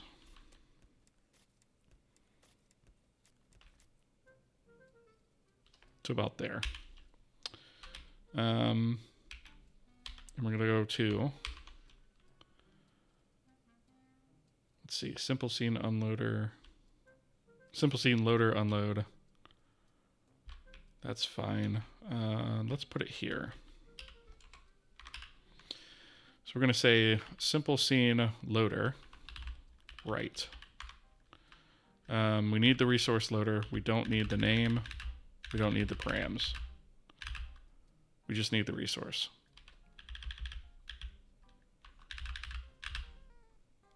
All right. So if we don't have those two things, obviously there's not much we can do.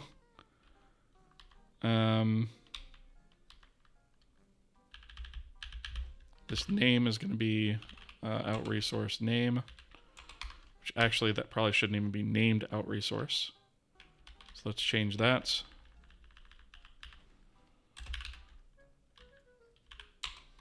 Just change it to R. That's fine.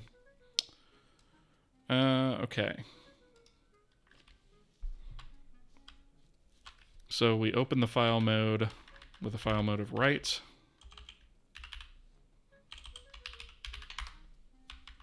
If I can spell it correctly. Okay, so this is going to be write.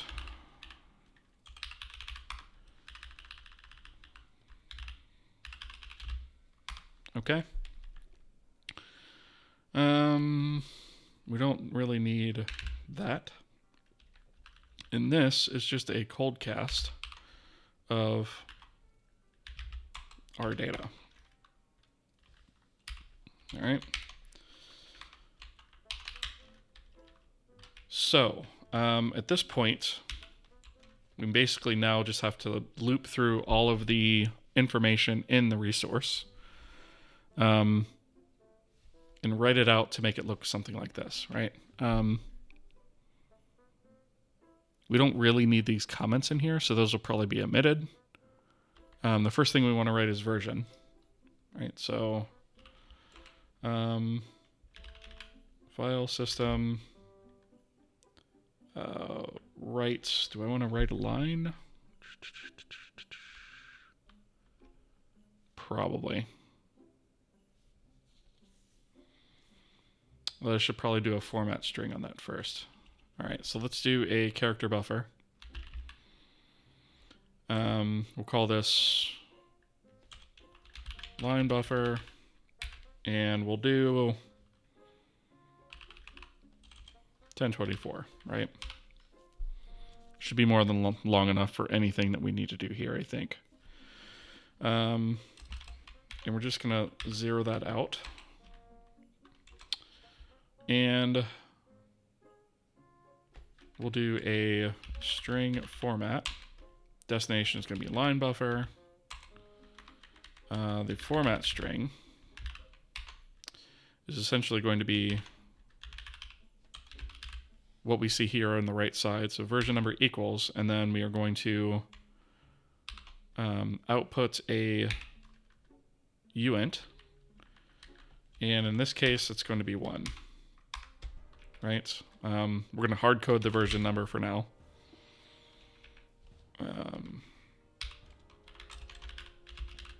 Version. And then what we can do is we can say file system write line. And we're going to take in the file handle, which is the address of F. And then the text that we're going to write is the line buffer. Right? We should probably verify that that did the thing correctly. And if it did not, failed to write version, simple, let me just say scene version.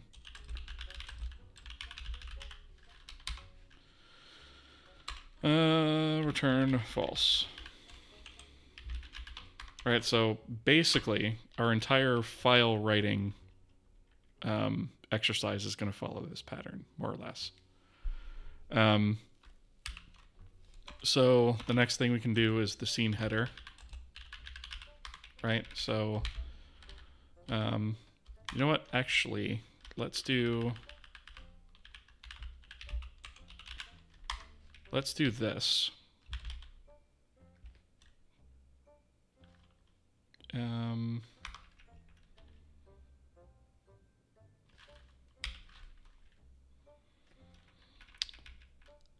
let's put a B8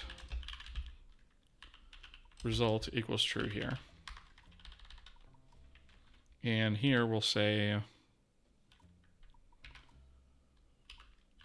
result equals false. And then we'll take this line, move it down all the way to the bottom. And we'll create a new label. We'll say simple scene loader write return, I guess. Right? We'll do that. Say k error and then return result. And we'll do if not result, we'll do this. Right? And then here we'll do go to simple scene return. There we go. That way we don't have to like repeat this error code all over the place, right? We can just do this. So the scene header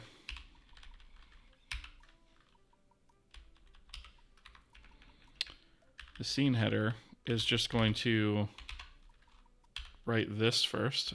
So scene, literally like that. And then the next thing is going to be this. So we want to write name. And then we want an S here for string. And we want to write let's see. In this case, we'll use our name. We'll write out line buffer, make sure that that does the thing, and then, let's see, description, we'll need that as well. So if we read in description, we want to write it back out. All right, so instead of our name, it's going to be resource data description. Should probably use resource data name actually. Right. So we write the name, description, and then the closing tag after it.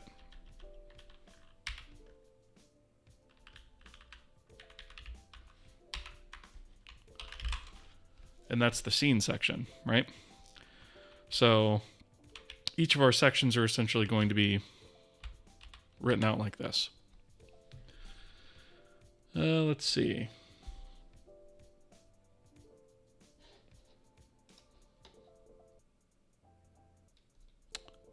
Am I using Vim? Yes. Well, I'm using NeoVim, but yes, more or less. Yeah. So I have a an article that I wrote on my website with my NeoVim configuration. So I will link that in chat if you guys want that.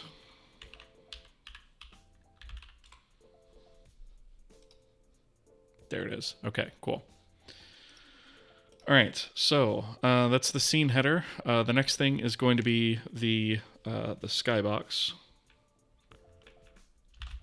So we basically need this section again.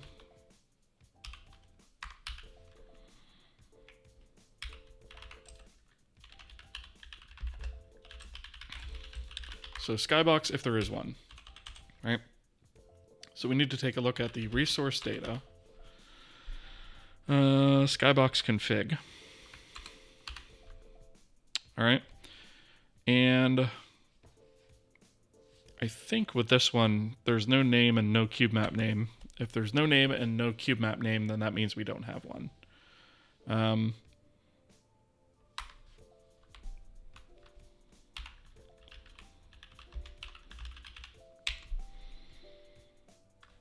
Let me just verify that.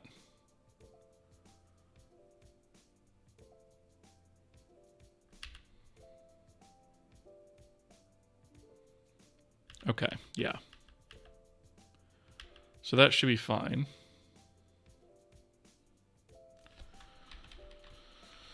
All right, so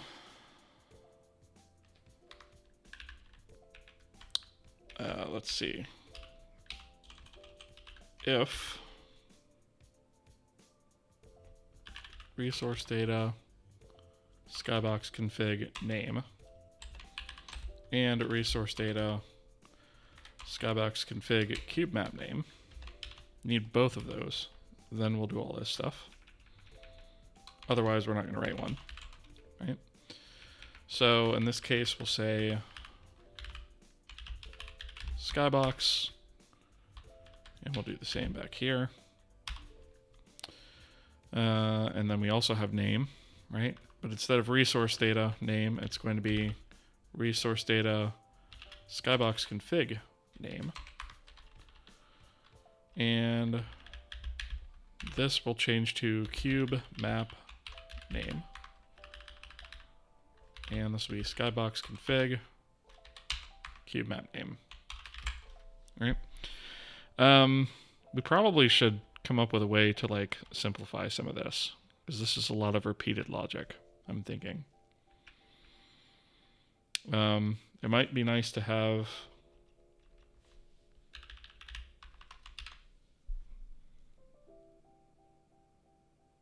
kind of wish we had the ability to like do the format in place. But I don't necessarily want the file system to care about that either. So I suppose we could write a function that does it, right? But then we'd be missing this, and I don't know. I'll have to think about it. All right, so that's the skybox.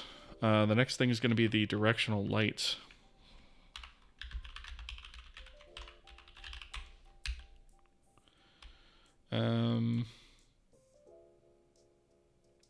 So it looks like our directional light config is always going to have shadow fade distance, shadow distance, and split multiplier.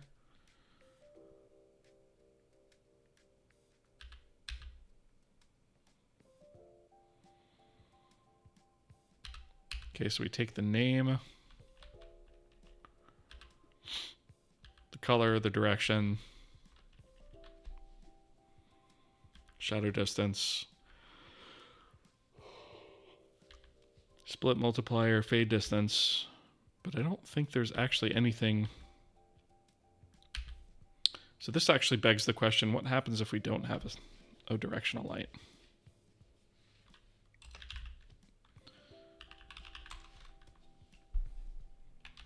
Right, because we do have some logic like in our shaders that would deal with this if it doesn't have one, but like I don't know how we would detect this here. Right, because theoretically you could declare this without a name, so we can't just go by the name.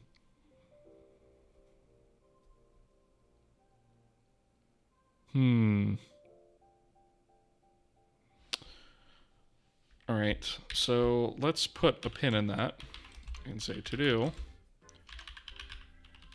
if there is a directional light at all. We're just going to assume there always is one for right now. So let's take this.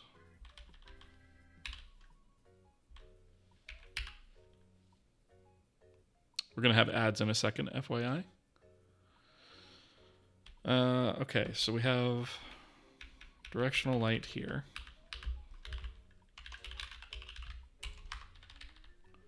And the closing for that is here.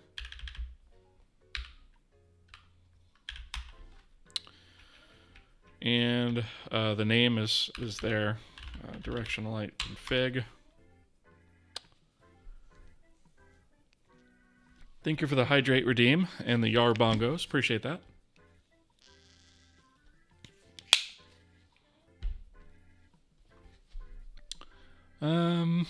Okay, so we have the directional light's name. I suppose the next thing we ought to do is color.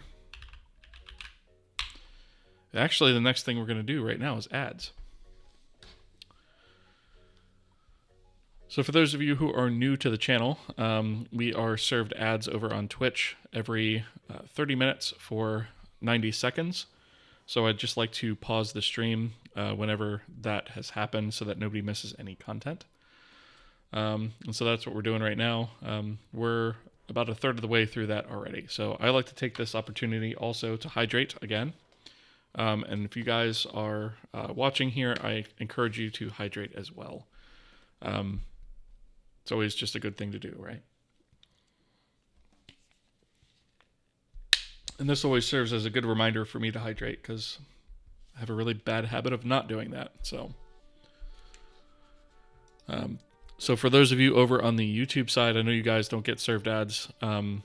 Typically quite the same as folks over on the Twitch side.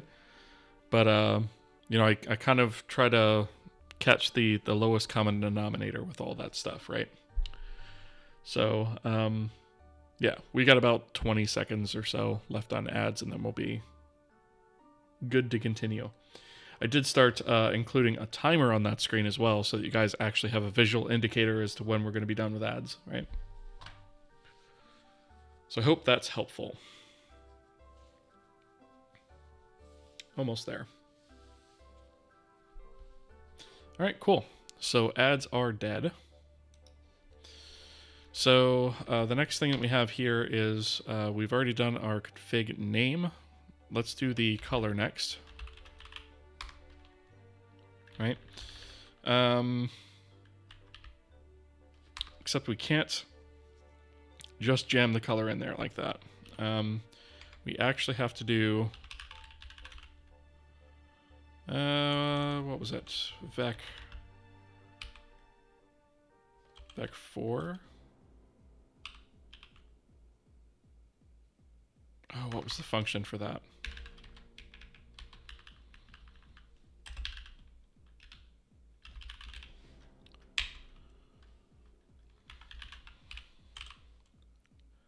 String to vec 4, but what about the other way around?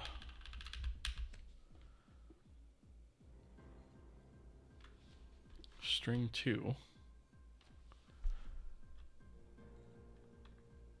Do we not have...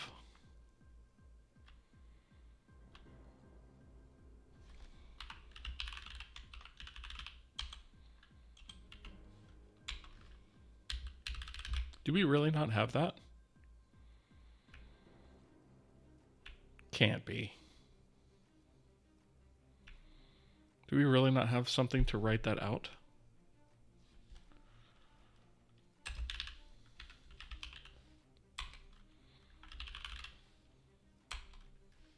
I don't think we do.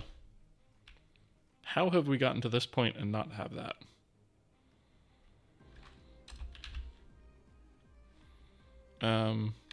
Vec 4 to vec 3. We do have vec 4 to vec 3, but like we don't have... really?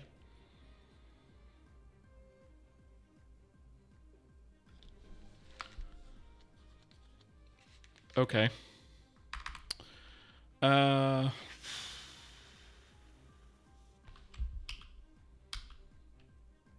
We probably should do that, but I'm going to do this the sort of manual way for right now. So on this guy, I'm going to say color equals, and then we're going to do we're just going to do it like this, right? I suppose this is what I was thinking when I put it together, but like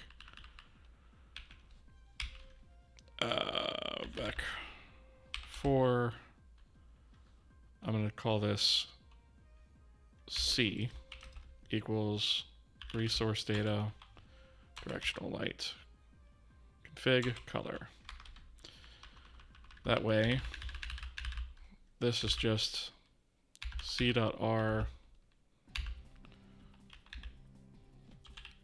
C.G, C.B, C.A. Kind of annoying, but it'll work for what we need. Okay. So that's the color.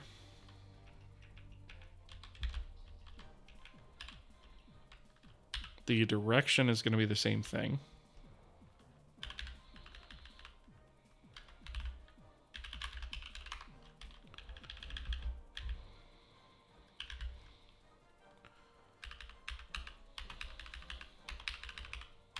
right? So we'll write that out. Oh, this needs to be direction. That was almost a major issue. Okay, so we have the direction. The next one is going to be shadow distance. So let's just take this and do shadow distance. And then this is going to be a unsigned integer.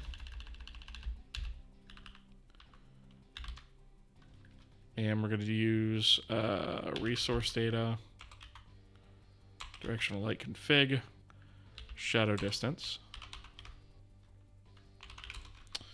So we've got that.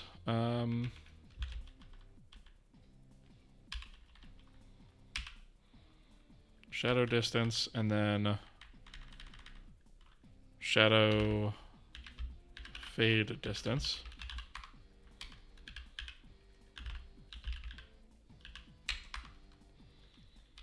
All right, write that out.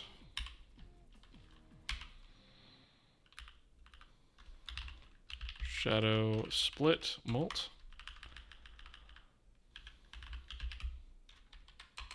Write that out as well. And then close the directional light. Okay, so that's it for the directional lights. I suppose we should probably like maybe scope these things a little bit, just in case.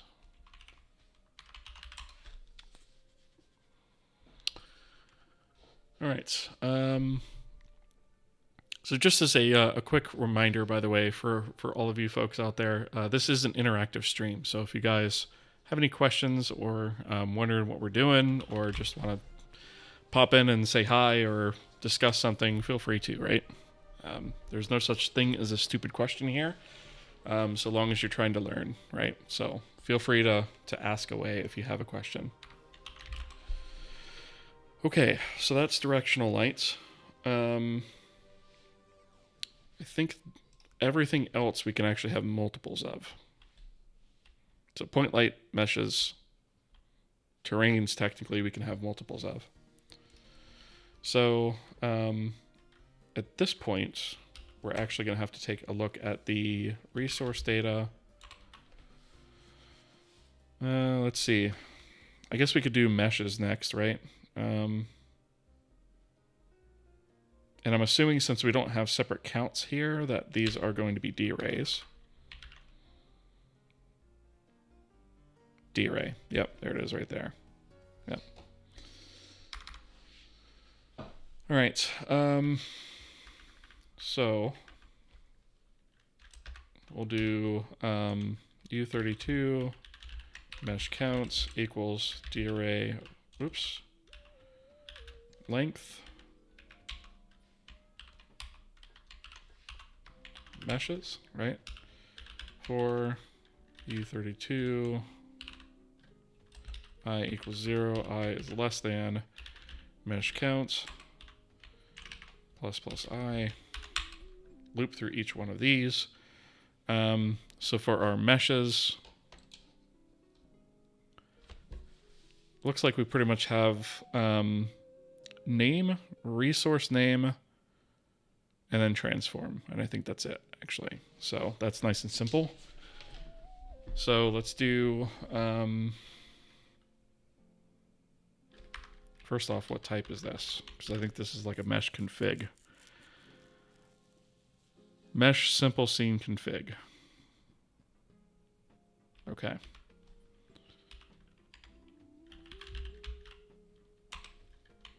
So we'll just call this mesh, and we're going to just get a convenience pointer, and we'll say that's the address of, the address of resource data, meshes, sub I. And for this, we'll basically wind up doing something very similar to what we're doing here. So I'm actually just going to, I'm going to nab this portion of this only. Actually, let's nab this whole thing. And we'll just cut out what we don't need. All right, so we need that one, we need that one. We don't need pretty much all of that stuff, right? So we'll change this now to say mesh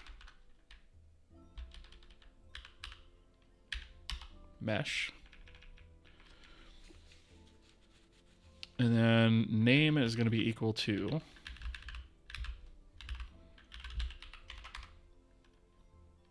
mesh name. Okay, so we write the mesh name. The next thing that we write is the resource name. So I'm actually just going to take a copy of this.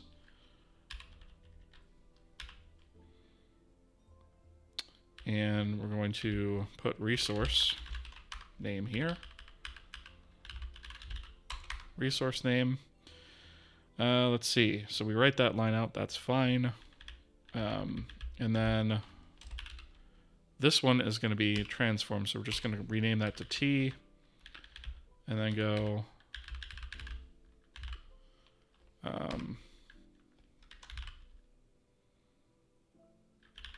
mesh transform. Well, this is not a vector T either. Do we have... Might have to do transform.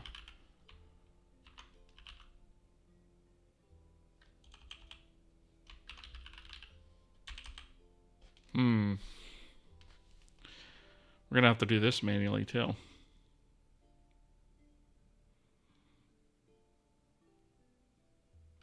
Okay.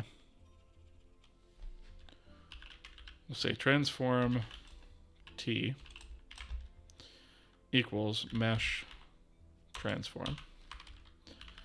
And then this is going to be transform.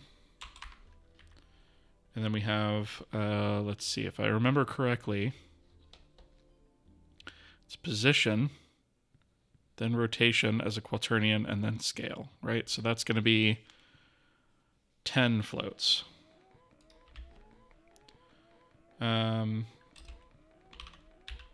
We probably really ought to have like a proper way to write this out, right? Instead of doing it this way. So let's see, we have 1, 2, 3, 4, 5, 6, 7, 8, 9, 10. Okay, so I guess the way I'm going to do this one, since it's going to be so many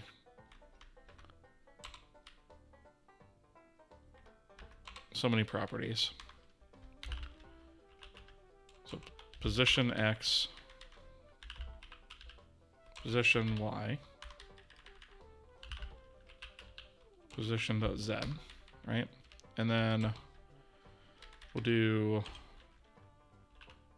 rotation.x, t.rotation.y, t.rotation.z, t.rotation.w. Why did it skip there?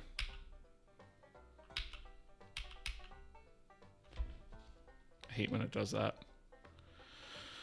Okay, and then t.scale.x, t.scale.y, t.scale.z. All right, so we write out the whole transform just like that. That'll give us what we have there, and then we close the mesh. All right. So that is meshes.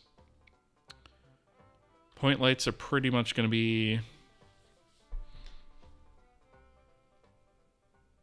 very similar to directional light, actually. So I might actually take that and use it as a resource. But let's take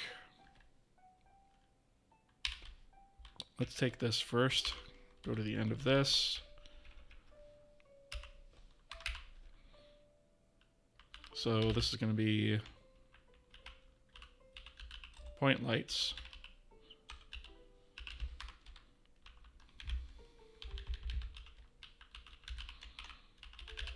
Point light counts. point lights, point light count. Right, so for each one of those, we'll do essentially this whole thing.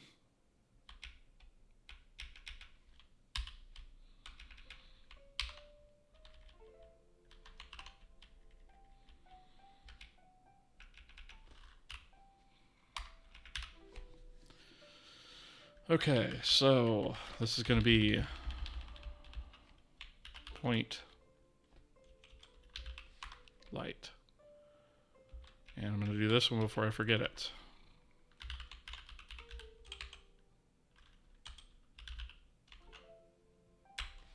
All right.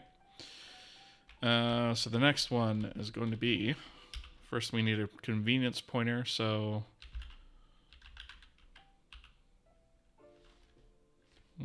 what's the type of that? Point light simple scene config. Okay.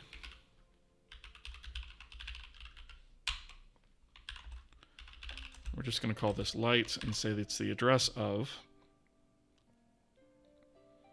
resource data point lights sub I. Okay, so the name of this one is going to be light name. Simple enough. Color will be next.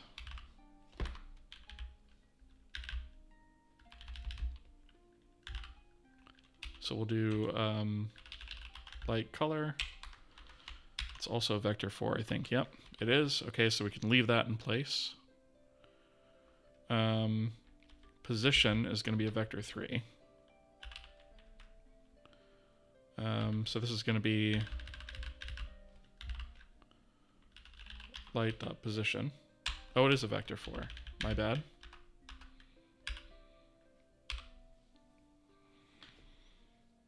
Do we actually store it in this file as a position, though? Or as a vector 4? We do. Okay. All right, so this is just going to be position. Let's just rename this. All right, so that's that. And then the next one is going to be constant f, which is going to be a float, actually.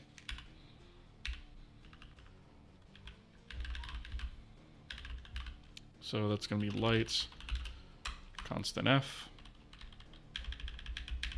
And the next one is going to be linear, which is also float.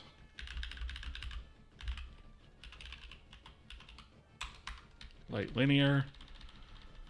And then we have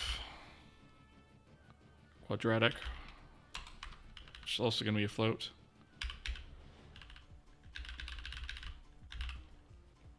Light quadratic, right? That wound up lining up really nicely. Same number of properties, basically, as the directional light. So I'm glad I duplicated that. Okay, so we've done meshes, point lights.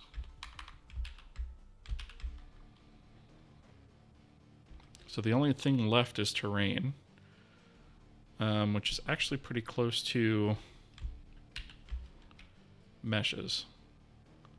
So I'm going to grab meshes again, because this is like 90% of the code we're going to need.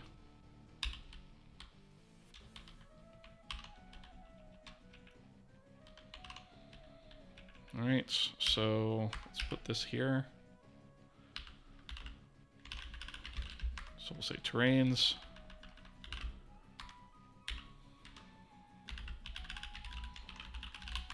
Terrain counts is going to be terrains.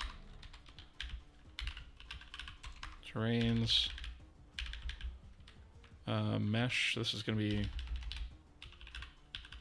terrain simple scene config, I think. Yep. This needs to be terrain counts. Just call that terrain. So we need a terrain line. The name is going to be terrain name. The resource name is going to be terrain resource name. The transform, I think in this case, we actually called it xform. This is something I need to standardize across the engine. But it should be written out the exact same way. So we have transform there, and then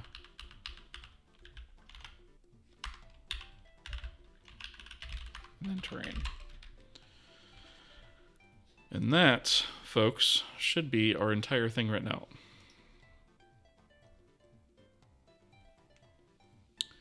So, when we create this loader, we now just need to say loader.write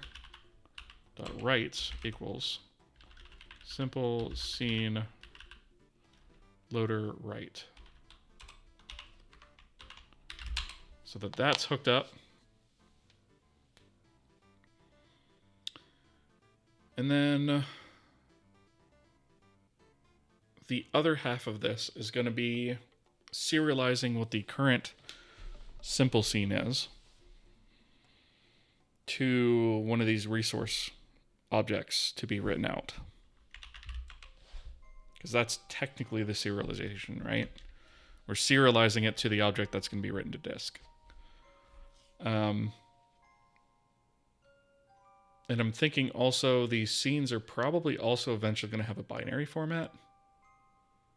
They're human readable now just to make it easy to work with without an editor, but I think we're also going to wind up having probably a binary format for quicker loading.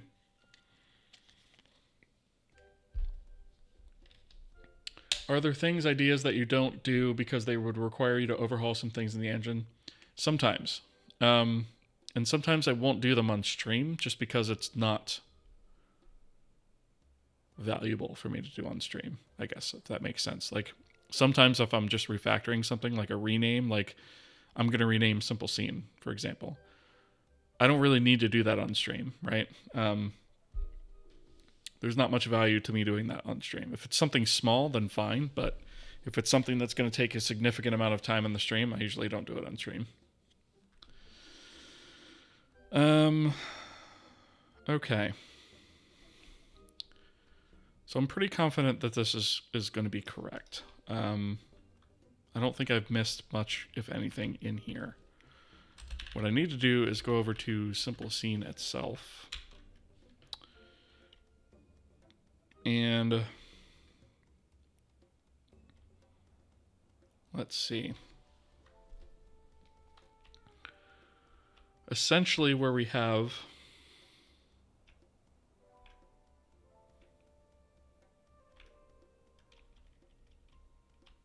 let's see, the scene config. Simple scene config. Was that the same?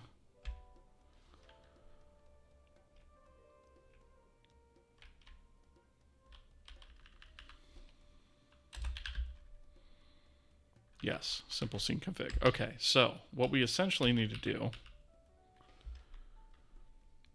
is... Oh, wait a minute. Did we actually keep a copy of the config when it's loaded? We could extract some stuff out of there.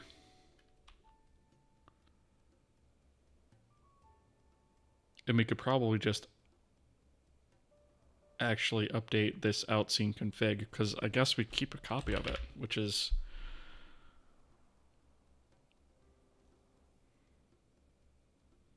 I'm trying to think of why we would have done that.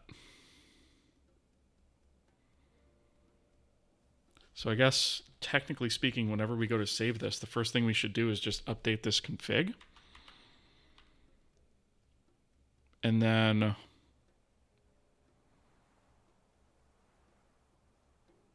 Or should we create a new one? I feel like we should create a new one. Because there could have been objects that were like added, deleted, stuff like that. And if we try to update this one, we're going to have to match everything by name. That's going to get really confusing. So let's not go that route.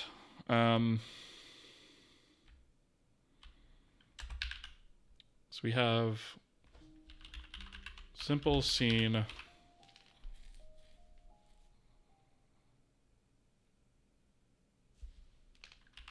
load.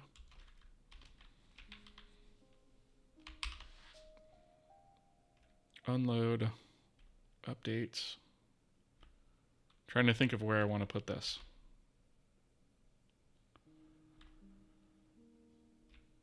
Frame prepare. I feel like this is probably going to wind up towards the bottom.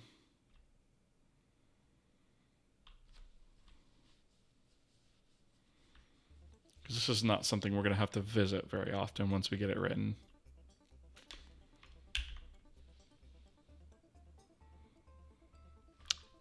Let's go ahead and put this down at the bottom. So we'll say B8, simple scene, save. And we'll take in a simple scene pointer, and we'll just call it scene.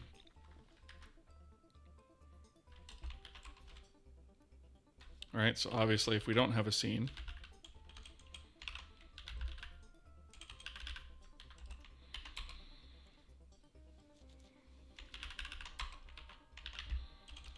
simple scene save requires a valid pointer to a scene.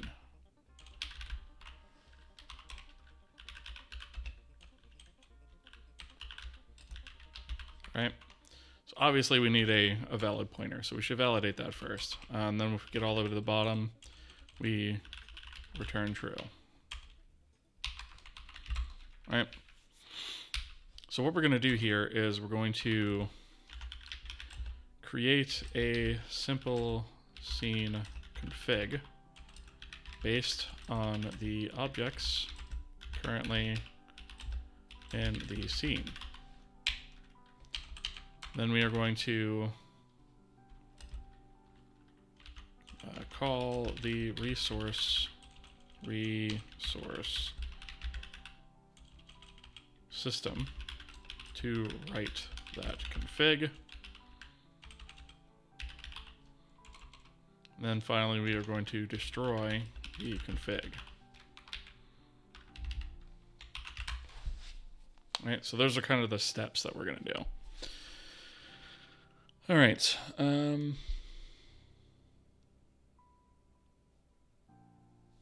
You know you did something for a good reason, but you can't remember the reason. Story of a programmer's life. Yeah, 100%. Which is the reason I try to be really good about commenting my codes. If I put something in there that feels a little bit odd at the time of doing it, I write comments about it, right? Because I know in 6 months when I come back to revisit the code, I'm not going to remember why I did what I did. Which is why you'll find me like having to sort of reread sections of code as we're retouching older areas of logic, right? Okay. So, simple scene config. So config dot name equals string duplicate. We want to take the scene name. Config description. It's going to be the same thing. So we want a string duplicate scene description. What else? I guess we can do kind of in the same order that we have here, right? So we have skybox config. We'll say if scene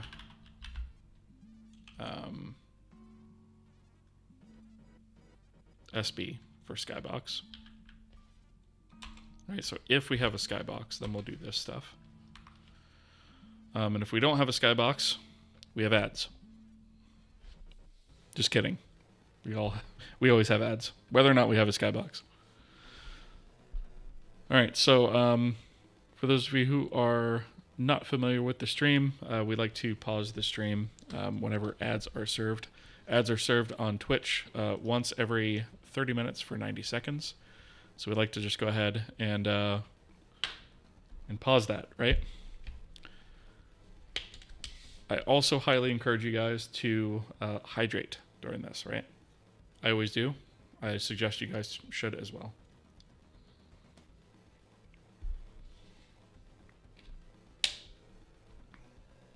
LQD 72, this was a good one.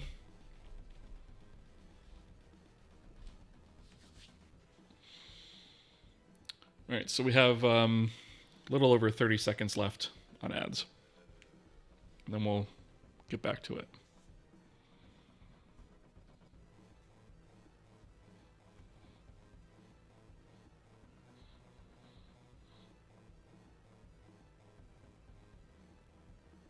Almost there.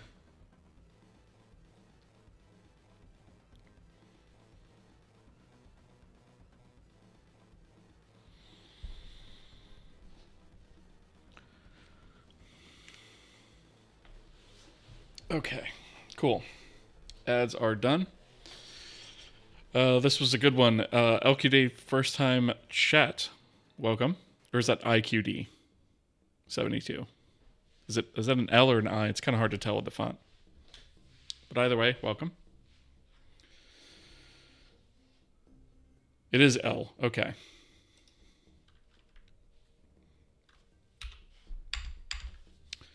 All right, so if we have a skybox,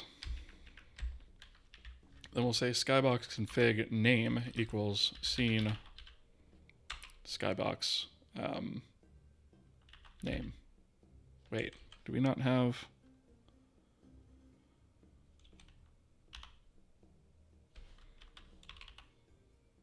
Oh, we got to...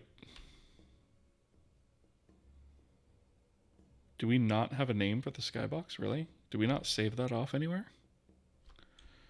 Okay, I think this is one thing we could pull from the scene config skybox config name. Right, and we'll string duplicate this as well.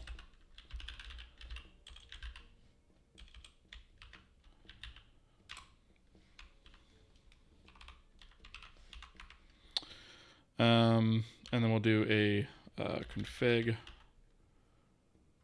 skybox config. Cube map name is going to be scene skybox cube map. I don't think that's right. No. It's going to have to be config skybox config cube map name. There it is. All right, and we want to string duplicate that as well. All right, so that's the skybox. We should probably also default this to zeroing everything out. So there's that. If scene directional light is the next thing. Config directional light config name equals string duplicate scene config directional light config name. Let's see. Config directional light config.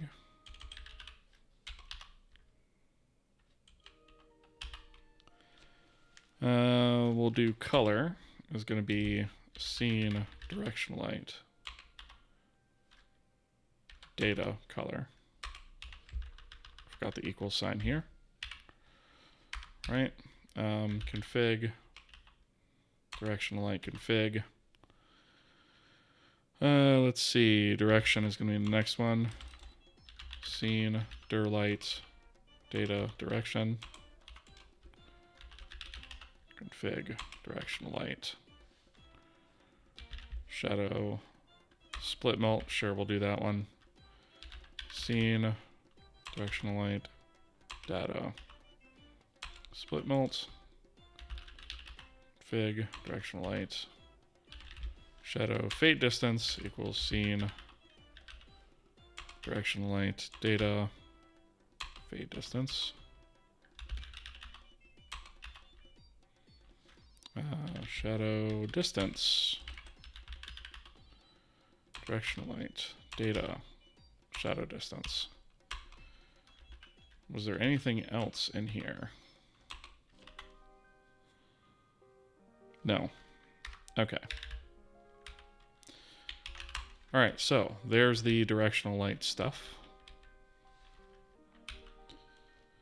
Now, we have meshes.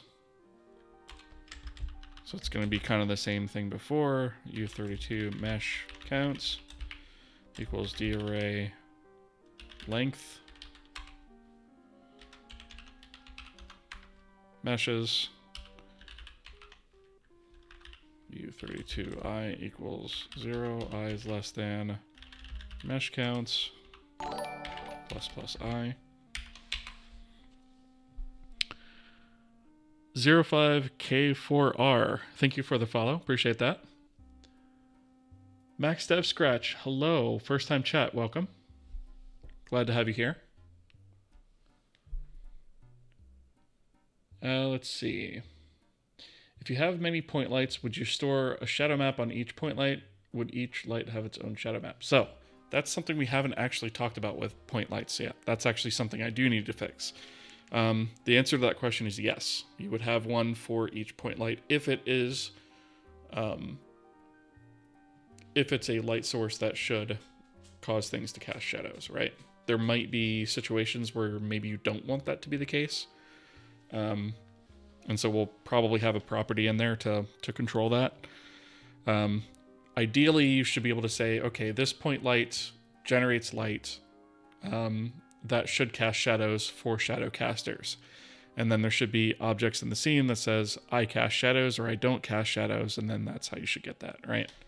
We don't quite have all those pieces yet. Some of those things are just flags we have to add.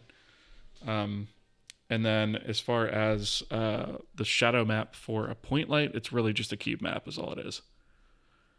Yeah, need a flag, exactly. Yep, so we just don't have that yet, but that's on the list, right? Okay, so for each mesh, we essentially just have to fill out the data, right? But before I can do that, I have to say, how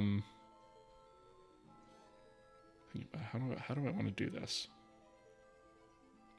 Config meshes equals darray create, and this is going to be mesh simple scene config. It's gonna be the type there. Mesh simple scene config. We'll do mesh, and then we'll do mesh dot name equals scene meshes sub I name, and we're going to string duplicate that guy. Mesh dot transform equals scene meshes sub I transform. That one we could just take a direct copy of. Mesh resource name. Do we have that, I wonder?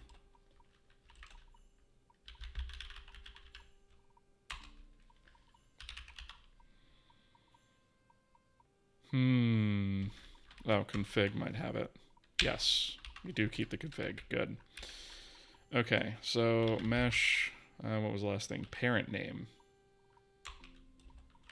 equals scene meshes sub I config parent name. Right? And then the last thing we need to do is config, darray push config meshes mesh. Right? So that's our meshes. Thankfully not nothing too complicated there. And honestly, I'm going to do the terrains because that's like almost the same thing. So terrain counts, terrains.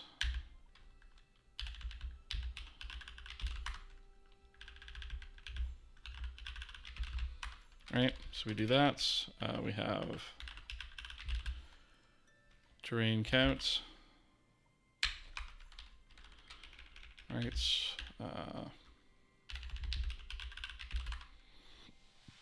Terrain simple scene config.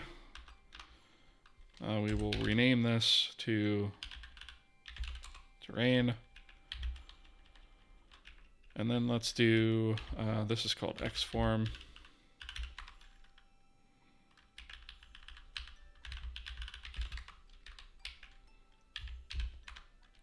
All right, so we just change this to terrains. Oops, xform.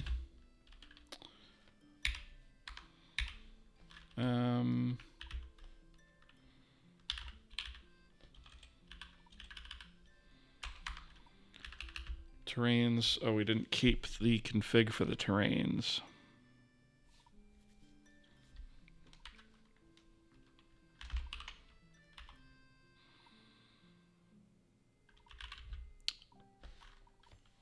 We don't have the resource name for that.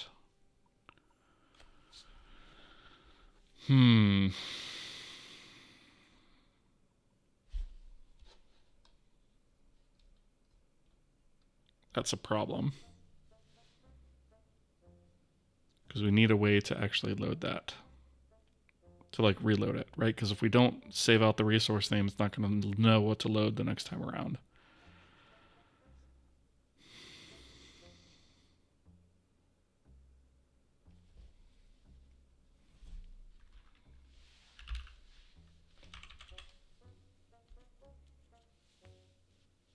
Which also means parent name is not saved because we didn't save the config.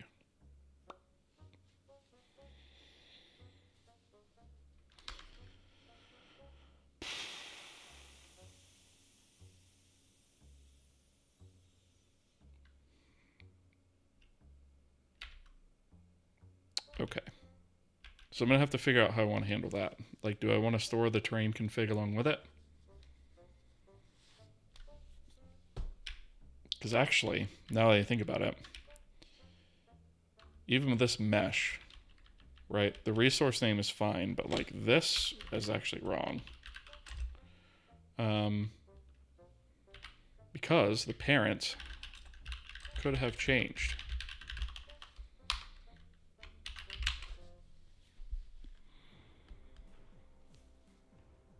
Right, so we should really reevaluate that, to be honest. That's going to require us walking a lot of data in the scene, which we currently, I don't even know if we have a way to do that.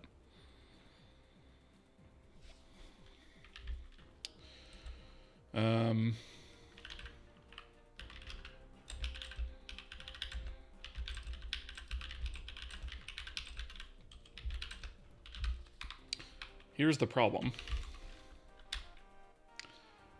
So parenting in here is only a concept for transforms, right? So only transforms really have parent-child relationships as far as our simple scene goes right now.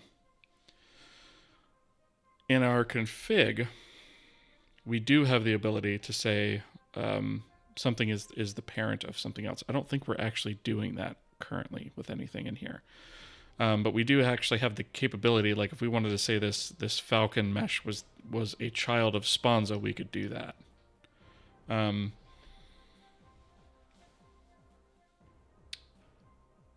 But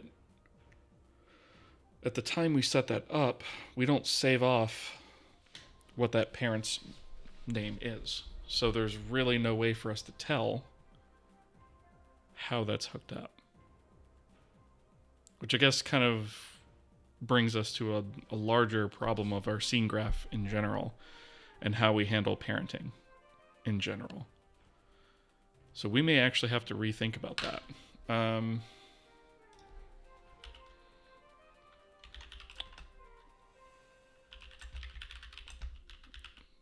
Parent info isn't saved at that time, only transform parenting is done on load. So we really need to rethink parenting and how that is stored. Because realistically, that could change between the time that we load up the scene and between when we actually save it. So I'm actually kind of glad this came up now, because it is something we need to address, and it's kind of important, and it's something I hadn't thought of. However, let me see.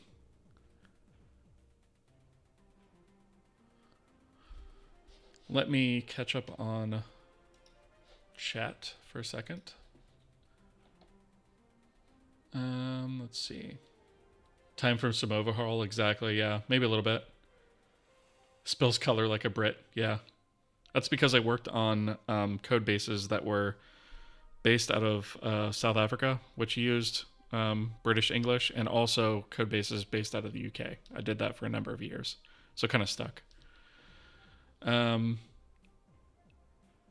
Okay, let's see. What's my cat doing? Okay. So let me just see here. Sam, hi, have you been able to get a job now, or you're taking a break for now? So yeah, I've been looking. I haven't been too public with it yet, but yeah, I do have something in the works. So that's good. I appreciate you asking. Thank you. I'll make a formal announcement at some point, I'm sure. I just like to make sure that things are in order before I do that, you know. Let's see. Hey, I'm making my way up through your path, but in C++, nice. You're in the beginning still, okay. What should I implement for my homemade engine as a bare minimum to showcase for employers? I have no commercial experience though, self-taught. Okay. I would say just get something running that works that you can demo. Like that should be your first and foremost priority. Do worry a little bit about architecture. Do think about ways that you could make it extensible. And anywhere where you do take a shortcut on something just to get things up and running, put a comment in there to that effect. Like, yes, there's a better way to do this, but I'm doing it because I need to get this up and running. Here's a to-do. I need to come back to it, right? Because if you have something that is able to be run by somebody who's reviewing your code easily, right, and it clearly demonstrates that you put something together that works, that's going to be hugely valuable. But they're also going to look for why you made certain decisions along the way, right? I would say make sure that your code is clean, it's commented, all that kind of regular stuff, right? And yeah, I would focus on getting stuff to work first and then organize it after the fact, but not so much to the point where it's a complete mess either. Like balance that a little bit, right? The other thing that I would suggest that not a lot of people do is, if we take a look at Kohi, make sure that you have a pretty well detailed README with an overview, screenshots, like your plan, what platforms you support, prerequisites, anything you have to have installed in order to get it to run, your building, everything from cloning all the way up to what you have to actually have installed, what it takes to build on different platforms, things like that. Like, make sure to include all of that in the README, because that's what separates a professional code base from non-professional ones, right? Is this kind of information, right? And I'm always expanding this as we go, but like that's this is a big deal. Your README should not be ignored for sure. Because, just having this here and being able to see some screenshots that are current, kind of gives an idea of where the project's at. I hope that helps. And here I am struggling with functions and arguments. Yeah. Yeah, I get that. But I mean, we all got to start somewhere, right? So there's nothing wrong with that. Okay. With all that said, I'm actually getting kind of tired for the night. And I do actually need to get up at a decent hour in the morning because I have some stuff I have to take care of. So, yeah, Diamond, I'm right there with you, right? It's sleepy by time, I think, for tonight. So what I'm going to do, let me see who is on. I know who I'm going to raid. I'm going to raid Spiro because Spiro is awesome and he's working on some cool stuff. And he's a really cool, down-to-earth guy, right? And he's been super helpful to the Twitch community as of late as well.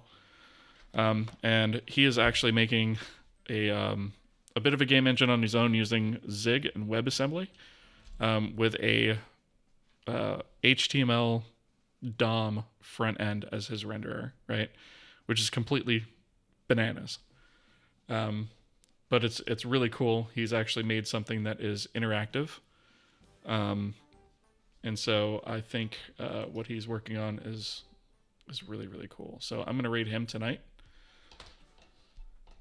And yeah, I think that is pretty much going to do it. So I really appreciate you guys being here. Thank you so much. And if you haven't already, follow me here on Twitch or over on the YouTube side. And I appreciate you guys, and I'll see you guys next time. See ya.